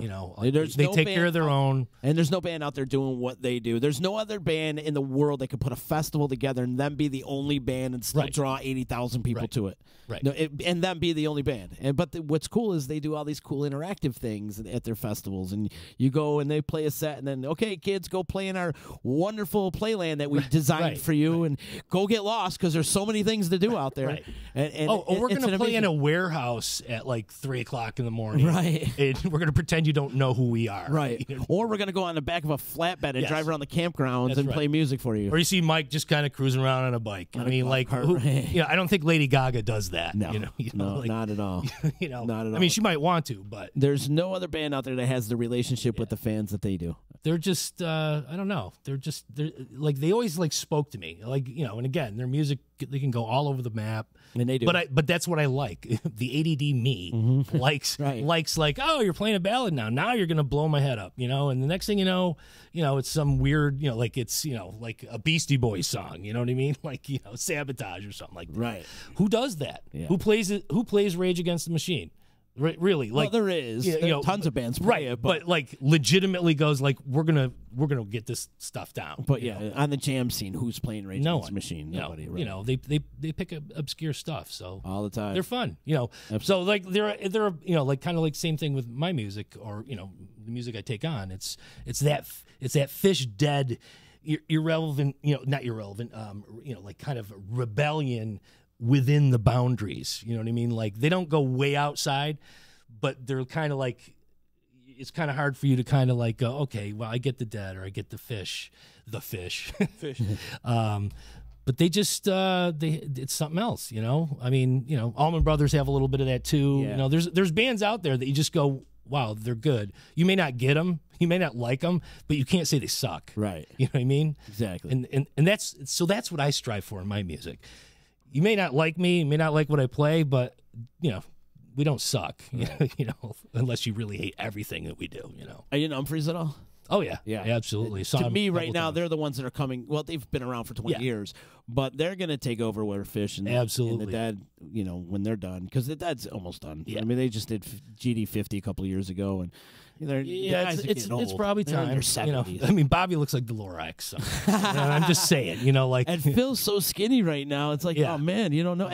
But it's cool because I feel like Phil has this resurgence of youth lately. I've seen him in a couple videos with Mo. They were doing a summer camp promo, and he's breaking balls in the video, and he's having fun again. Phil's always been the one though that always pushed stuff. You know what I mean? Like his Phil Lesh band that he's had, he always rotates people in. They're always taking on different songs. They do different things. Like Phil's always been that guy. Like he was holding the flame for a while. When Bobby was doing his Rat Dog thing, right? But like it's just it's like, but there's room for everybody though. You know what I mean? Like if you have the vibe, then I mean Joe Russo's group. J-Rad. Oh my God! Like they're like the epitome of this music, and they're hot right now. Oh, they're all over the place. They do it right, But they're they're not the Dead, they're just doing it the way that they feel they should do it, and I think that's kind of what that music is all about. What do you have to say? And you can say stuff within that music of your own, Whereas most other stuff, it's kind of like, all right, you're either a cover band or you're not. Where it comes to the Dead, well, yeah, the Dead did covers, but they did it a lot differently, or maybe they paid homage to it, and did it spot on. So they're famous putting their own twist on. Oh, absolutely. And then you just hear the Jerry Lick behind it, and you're like, that's the Dead. Okay, I get it. The one thing I do love about the jam scene, there's always these up and coming bands. And right now the scene is pretty rich with a lot of those up and coming bands. You got Pigeons Play Ping Pong, Twiddle. I mean, like these bands are not. Twiddle's great. They're killing it right now. They're out there doing their thing, and Dopapod and Kung Fu and Wolfpack, Aqueous, Folkpack. Like you got all these like Wolfpack is like some like James Brown like kick ass, totally structured and then you have but just all crazy odd meter type shit too, but still funky. But there's space for them too. You know what I mean? Like there's space for the Krasnos and the kind of quasi jazz type thing. And then there's space for people that are doing something totally new, like even it's funny because even some of those new bands like was it Alt J or Alt J, right. They're great. Like who I love, like you wouldn't consider them in that genre, right? But they teeter on that because they're so eclectic. Yes, you know what I mean, and that's the open space, right? Like you can be eclectic and be in a jam band, but not be a jam band, right? You know what I mean? Yeah, structured. So that's I think the scene is very open, right? Whereas like many other scenes are kind of like we do the blues, that's what we do, and that's it. Or we're a rock band, or we're metal band, that's it. Like there's no subgenre, there's no kind of it's just this is what you do, and if you don't do it, oh well. Yeah. But even with Alt J, like I'll listen to some of their music, and you'll have a song that's like really poppy, and I'm like, I didn't know they sang that song. And so they do have a wide range of where they can go with it. And their videos some of their videos are just like you're like, wow, is this like these are these guys really musicians? You know what I mean? Like, or is this just a soundtrack to the video? Portugal the Man too is another band I really enjoy listening to. I gotta check them out. I've seen their name. Yeah, it's I forgot the name of the song that they got a big hit with. But there's just I always look for new music. That's probably the interesting thing is like I move forward. You know what I mean? Like I've been more into like space synth music lately. I got I ended up buying like Ozric Tentacles. Oh God, back to Ozric Tentacles. I'm like, you don't even understand. If I like that band just blows me away. But you take that and Tangerine Dream and a little bit of Floyd, and then like people like, wow, what are you doing? I've never heard this music. And you're trying to basically evoke an LSD trip without the LSD. And it's a high challenge. Oh yeah. But it's fun to try to work towards. But it's just music's just awesome. I mean, again, you played music. I mean, you bass. You played in different different bands. Every situation is different. I could never play in a jam band though. Why? I just couldn't. I think I'd just get lost and just. That's half of the fun, though. Yeah. Right, I hear Trying you. to figure out how to get unlost. I hear you. My ADD kicks in so much that like I'll get into like a weird jam. And I've tried many times. And you get in these weird jams and you just start thinking like, oh wait, What am I doing again? Right. Wait, where am I? Just repeat a pattern, like some Just symmetry. stay in the box. Yeah, you're like, all right, I'm gonna do this thing that I made a mistake. Do it twice. Make it look like you intended to do it. That's a good one. Yeah, I'm playing outside, guys. I'm outside of what everybody else plays. What was that Phil Lesh saying? That it was like all those mistakes lead to all these other possibilities. That's right. And again, like when you're playing music, like if you're wicked self, like aware. You're gonna screw up all the time. It's like golf, right? Your head goes south in golf, like your whole experience is done. It's over, right? Like, True. I don't know if you guys play golf. I'm usually too drunk. Well, then you're probably having a good time then. Like where I'm like going, damn, I didn't drive that ball. Like, me too. Is all my game just going south, and then I putt great. I bury like a 60-foot putt, and you're like, yeah, I feel like Tiger, and then you do, you know what I mean, like. Music's like that, like where if you get in your own way, if you let the music play you, you're good. Right. It's, but you're the one playing the music. Right. And if you start thinking too much, like, I hope I don't make this mistake. I mean, I prefer like when I'm not looking at my fingers, you know what I mean? Like where I'm just in the zone. Yeah. I think that's the spot that most people want to be, So that's what I'm going to try to do on Saturday night, So if you see me looking up, not looking at my fingers, I'm having a really freaking good time. Well, when you're looking around, though, and noticing all the smiles on everybody else's face that's playing, and that just when you know you're in the pocket. Yeah, and that just feeds you. You know what I mean? Like, you play live, and all of a sudden you're like, you get that little cheer or that little, you see the wave of people, and all of a sudden you're like, yeah, all right. You want more of that? That's that give and take, and I think, all the Dead, most improvised type bands feed off of that stuff, So if you got a whole bunch of people, if you're playing in Japan or something like that, where they just kind of sit down and look at you, it's probably not going to work out that well, but you need the people up and dancing. You need the people hooting and hollering, Yeah. Creating the vibe. Yeah. It's the people that create the vibe, you're just playing the notes. Absolutely. So we're excited, man. It's going to be very awesome, excited, man. It kicks off at we're going to open the doors at 6 o'clock. 6:30, Taurus kicks it all off, and then the Crazy Fools and Thunderwatt. Who knows what Thunderwatt's going to do too? Last year they did all. Oh, I know a little bit. I bit. think last year what they did was like pretty much all animals from Pink Floyd. I'm pretty sure that's what they did. I've seen them do it a couple times. I think you're right. You did all of animals. Like, who does that? Yeah, they don't have ADD. Well, Jim Inman, and I've known Jim Inman since high school. He's always been like right there, like very like on the point. He's on point all down the time. to like this. We were talking about this at a rehearsal. He was talking about like how like they were like maybe 50 seconds off of the album, or like we need to make changes here. We got to figure out, like they had it down pat, right? Like we're like exact timing. I'm like, dude, I could never do that. He's a freak. I don't even remember my own lyrics. You know what I mean? Like, like whatsoever. Like, oh, we're supposed to do the chorus one more. Oh, really? Okay, great. That's why I love jam bands. 'Cause it's like, it's very forgiving. Yeah, and loose. But highly structured stuff is, tough. And he does both. Like they go from loose to highly structured, which is just amazing to me, And like he just plays. Any band that could cover no quarter and do it perfect, it is huge in my book. Yeah, and absolutely. they knock that song out of the park. I've heard them play it a dozen times, and every time it's right on. Yeah, my percussionist Scott Shapiro, who's also from Uncle Fester. I forgot to mention. I'm sorry, Scott. He was like Jim was playing. They had played at Fall Fest at Piggy Pat's the week before, and so he had the video. And Scott had, I've been trying to get Scott to see that. I'm like, dude, these guys are freaking phenomenal.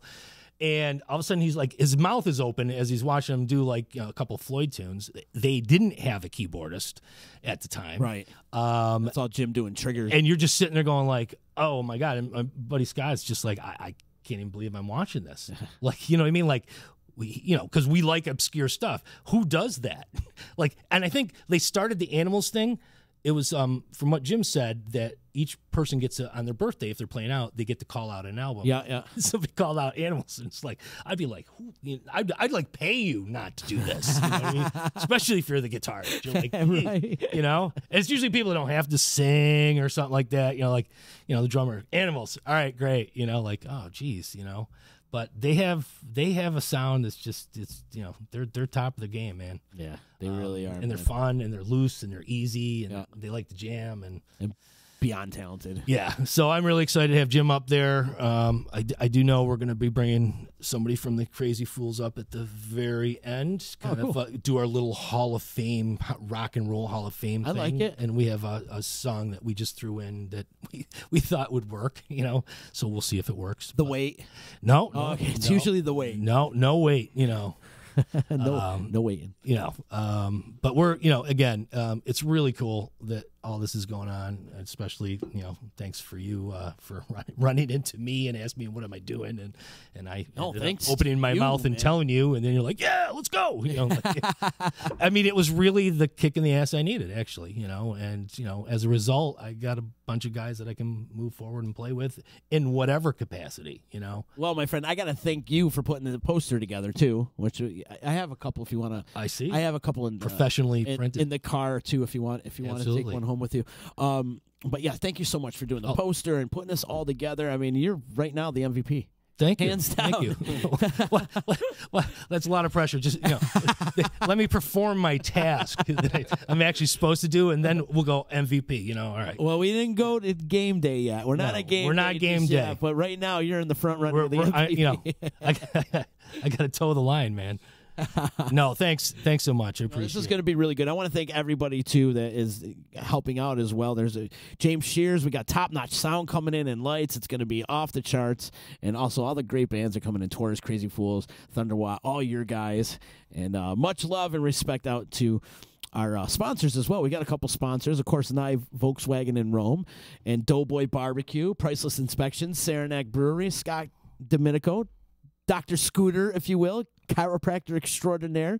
He was a staple at Captain Trips back in the day. So, and of course, we can't forget our resident landlord, the guy that I love very dearly, and I got to hang out with last week when we had a good time at the drum clinic. Mullet. My man, Frank Donato Appraisal Services, also helping out with some of the sponsorship. So that's much love and respect to everybody that's been helping out and doing their thing, and much love also out to the Laney Army crew too. They're going to be there in full force, and they're going to bring a couple animals down, awesome. And then there's going to be some art display. Our girl Gina's going to bring down some art, and it's going to be off the charts, man. I'm really, really looking forward to it. So we're going to beer, wine, food trucks, art display, and come pick through Captain Trips.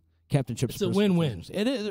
It's a great time. And let me tell you too, hanging out at the JCC, it's almost like you're partying in your school. Right. It's got that kind of school feel to it. Right. You feel like you're getting away with something and you're drinking a beer in the hallway. Right. You're like, it's got looking for the principal, and you're like, wow, The whole reason why we do it there, though, is not only that feeling for it, but you got the gym so we could put, the head shop over in the gymnasium. Yeah. And then that stage is huge. That stage is unbelievable. It's a great stage.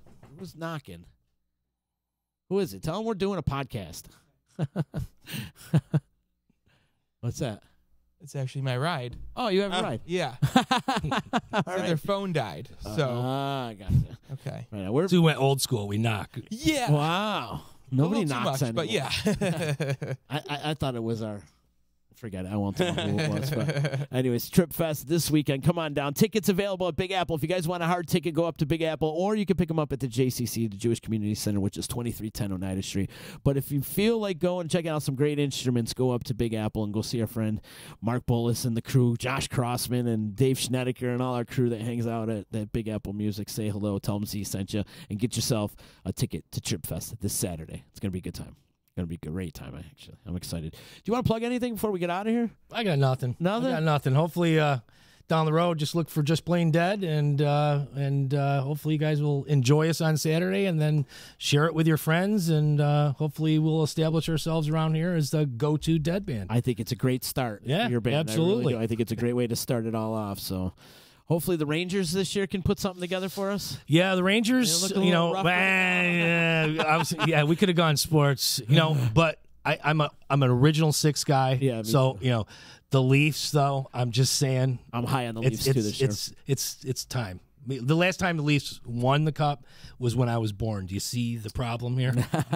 I just want that corrected. I'm high on the Leafs this year too. They got a great Tavares going over to the Leafs is huge, absolutely huge with Austin Matthews and everything. They got a great goaltending, and I don't I don't think the Rangers. Nah, they don't have it this year. Yeah, it ain't gonna happen. It's not. They got a young team. Nobody is over the age of 26 besides Henrik Lundqvist on the team. So, but they got a bright future. Definitely have a bright. Sabres could sneak in this year, though. The Sabres beat the Rangers. Yeah, Sabres could do it though. They look all right. I would like to see Buffalo one day hoist that cup, but it's never going to happen. Just sneak in, just get into the playoffs. Start there, and then let's not set the bar way too high. But yeah, no, 'tis the season. I'm a hockey guy, so Me too. Clinton, born and raised. It was great to see them on national television. Absolutely, that was super cool. Like it was very. Were you at the game? I was not. I chose not. I couldn't get out and stand in line for the lottery. I could have pulled my mom's card as a resident, but it's I watched it on TV, had a beer. I didn't have to deal with people, and it was great. Got to watch where I played my whole life. Right there, and I did play in the alumni game Sunday. Oh, did you? Yeah, I got. I thought I was going to be a rookie in the 50 and above, and apparently everybody didn't believe I was 50. Apparently, I looked so young that they put me in the under 50, and I was like, "Geez, I gotta skate, man!" Like these guys, half these guys play D1, and I'm like, "All right." So, but yeah, I played there on the rink, and it was just just amazing. Just standing on that ice, like it never looked whiter because they never paint the ice in Clinton. Right. It's gray. It looks, but that place just looked phenomenal. I'm so happy for the town, and me too. They have Jeremy Roenick there. Oh and God, everybody. It's NBC just Sports. Awesome.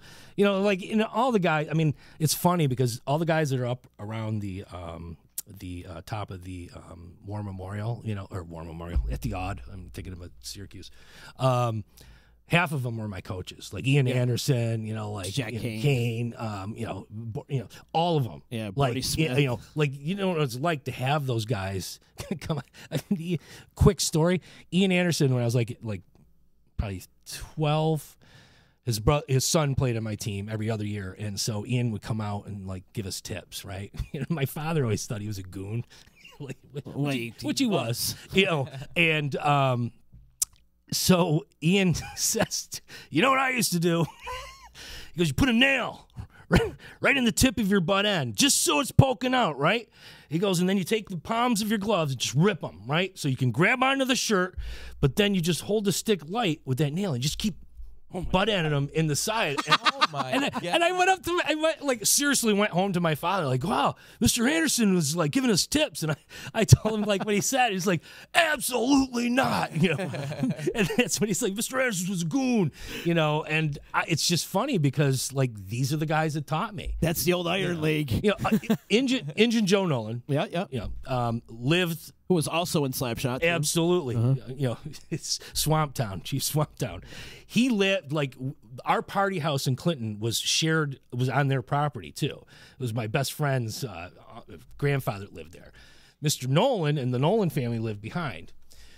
And if we got a little rambunctious, 1 o'clock, literally, I saw this happen twice. There's, you have the light on the porch, and we're inside. You're like, yeah! And all of a sudden, it becomes like an eclipse, right? And you knew Mr. Nolan was there, and he just knocked once, boom, bam, like Frankenstein was knocking at the door. He goes, "Shut the fuck up!" And literally, all of us, 16 of us, drunk as hell, whatever, boop, quiet, because But every once in a while, Mr. Nolan would come in, sit down with an old duels, didn't drink, and would just tell us stories. Oh, man. And it was just awesome, and these were the stories, we heard it from him. We heard it from Mr. Kane. I can't even call any of these guys by their first name. You know what I mean? Like Mr. Anderson, Mr. You know what I mean? It was just, getting back to the Clinton thing. It's a special place when it comes to hockey. Indeed. And I'm, that's the other, hockey and music. That's what I'm about, man. Yeah. In fact, I remember seeing you down Street Rock Mafia was playing at the Odd. Remember they had the pond hockey thing? That was for the AHL All-Star Game weekend. Yeah. Were they the coldest night of my life. And all the salt that they put to get the rest of this, for cars to park was traveling down onto the ice. It was melting the ice. It was melting the ice. We couldn't play the championship game. I remember that. I forgot all about that. But it was fun. Yeah, absolutely. But you mentioned all these guys, like they're legends. Oh, huge. Like I've never seen any of them play, but I heard stories. I got the books. I've read the books about the history of the hockey in Utica and the Clinton Comets book. I've read them. And you just know. And my grandfather was the organist, too, back then. Really? Yeah, all the way up to the Devils. And then when the Devils came in, they went with more of a DJ and stuff. So, but yeah, my grandfather was the organist for all those hockey games. And yeah, so I've heard all these stories. That's how I got into it. And yeah, I mean, I love hockey just it's as just much as you do. it's just it's fun. Yeah, you know, like it serves my ADD well. You know what I mean? Like playing and watching. You know, because hockey, anything can happen. You know what I mean? Like there's plays, but things usually go south fast because it's such a quick game. Yeah, so. Most gifted athlete out there for sure. Hands down. I mean, you're skating on artificial things that are attached to your feet and your hands. You know, like, and you got to pass and shoot. Yeah, you got to skate. You got to, like, there's just so many things. And take hits and everything else. Yeah, so. no, it's a great sport, and it's I still think it's the toughest prize to win is the Stanley Cup. 100%. You know, like I'm not taking anything away from the other ones, but. It's a long season. Like when you see Brendan Shanahan like spitting out teeth, going to the bench, like you were talking about like a stubbed toe on a basketball player. Yeah, hang nail. Shanahan spitting out teeth, blood, goes over, gets like a napkin, puts it on, doesn't even miss a shift with missing 3 teeth. Or the dude that has a heart attack on the bench, he wants to go right back. I want to go back in. That's kind of cool. You got to be slightly touched to be a hockey player. And then there's goaltenders, which are just none of them are right. None of them. Not a damn one of them. It's like they're either way out celestial land or they're just freaking batshit crazy. We got to have you come back and do that. We'll do a whole hockey podcast. Yeah, I'll talk. Yeah, I'll talk forever. Me man. too. I could talk hockey all day. But we will see you at Trip Fest this Saturday. I will be there. This Saturday. Come on down, 2310 Oneida Street, the Jewish Community Center. Music from Taurus, Thunderwalk, Crazy Fools, Just Plain Dead, the 315 guys over here. So that's going to be a great time. All to honor and preserve the memory of the Utica icon himself, my man, Captain Tripp. He's a mentor to me, so it's only right that we do this for him every year because we got to keep his memory alive. That's for damn sure. Come pick through some of the Captain Tripp's personal treasures. There's going to be beer, wine, beer from our good friends over at Saranac, food trucks, local art display. Tickets only $10 in advance, $15 at the door. So if you want to save $5, get them in advance, people. You could get them over at Big Apple Music, or you could get them here at the D, or you could get them at the JCC. We got them pretty much all over the place. Partial proceeds to benefit Laney's Army. And Trip Fest brought to you by your good friends here at the D, Doughboy Barbecue, Priceless Inspection, Saranac Brewery, Dr. Scott Domenico, and Donato Appraisal Services. And also, we can't forget our friends over at Nye Volkswagen in Rome, because without them, we won't be able to keep the bills. But stop to their showroom at 5865 Taberg Road in Rome and see why all the customers love their Nye V-Dub. Mention the D, mention the Disruption Network, receive $250 off any purchase. What a great deal, huh? Check out their inventory at NyeVDubofRome.com. Big ups to our boy, Mike Sacco. We're going to see him tomorrow. EJA Moving Company, the professional movers. Call them today if you're looking to relocate or you're doing your office move. You want complete packing and unpacking services. A competitively priced moving company, EJA Moving Company. 315-335-0516. Again, 315-335-0516. They make it easy and simple for you to move and relocate. Hit them up online, ejamoving.com. Have them do all the work for you. If you're moving, call them up. Let them do all the work. You won't have to. All you have to do is pretty much pack boxes, and then they're going to lift it for you and take it wherever it needs to go.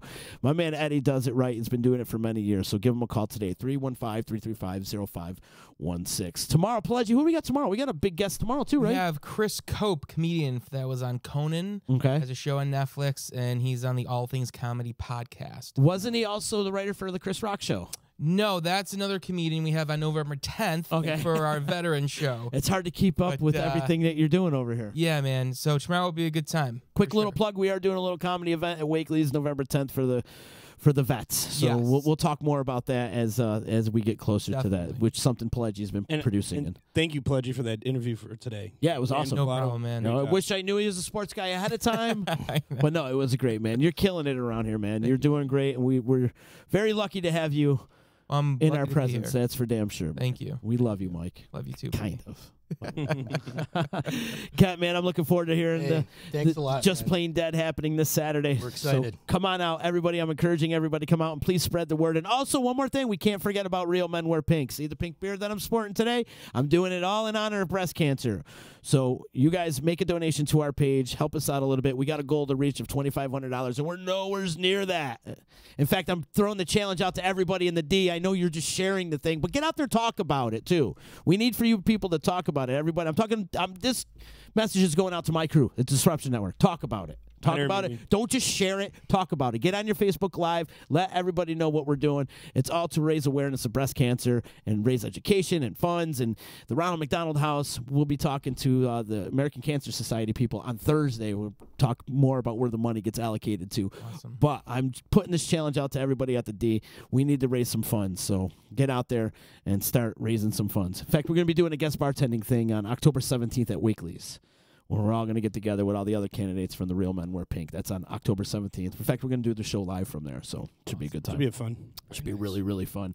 So tomorrow, Chris Cope, and on Thursday, the American Cancer Society. Also, Gary Johnson's coming in this week as well, too. Another amazing, talented musician from the area. Didn't he run for president? He did. I voted for him. I was going like, wow, we're moving up here. Wow, yeah. First Larry Sharp, now Gary Johnson. I voted for Gary Johnson, actually. I'm going to let him know that, too.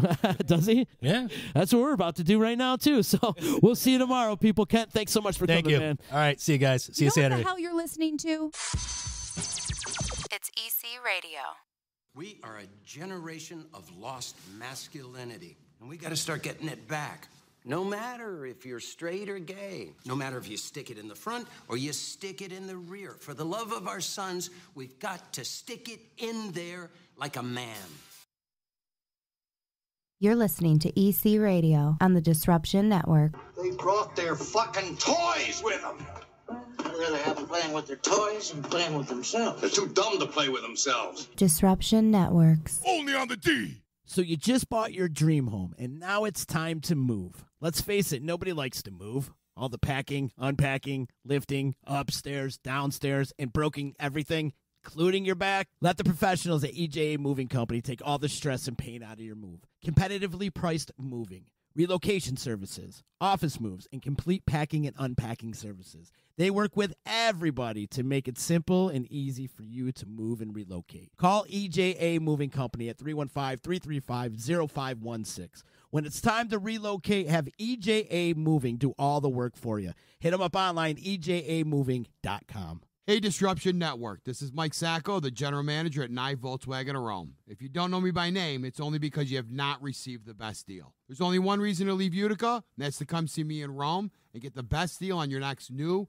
pre-owned, or certified VW. Mention that you heard this ad from Disruption Network and receive $250 off your next vehicle purchase. You'll know why our customers say, I love my Nye VW. Come see us at 5865 Rome Taberg Road in Rome, or visit us online at nyvwofrome.com. Join us Saturday, October 13th, as Disruption Network and Doughboy Barbecue presents Trip Fest 2 at the Jewish Community Center, 2310 Oneida Street in Utica. A night to pay homage to Vinny, Captain Trip Moriel. Utica icon, yo! Come pick through all of Captain Trip's personal treasures, local artist display, food from Doughboy Barbecue, beer, wine, and live music. Bands include, after a 24-year hiatus, the return of Taurus, Kate Devin, The Crazy Fools, Thunderwatt, and a 315 All-Star tribute to the Grateful Dead. Tickets are $10 in advance and $15 at the door. Partial proceeds to benefit Laney's Army. Doors open at 6 o'clock. Taurus kicks it all off at 6:30. It's Trip Fest 2, Saturday, October 13th. Trip Fest 2 is sponsored by Nye Volkswagen of Rome, 92.7 FM The Drive, Priceless Inspection, Donato Appraisal Services, Dr. Scott Domenico, and Saranac Brewery.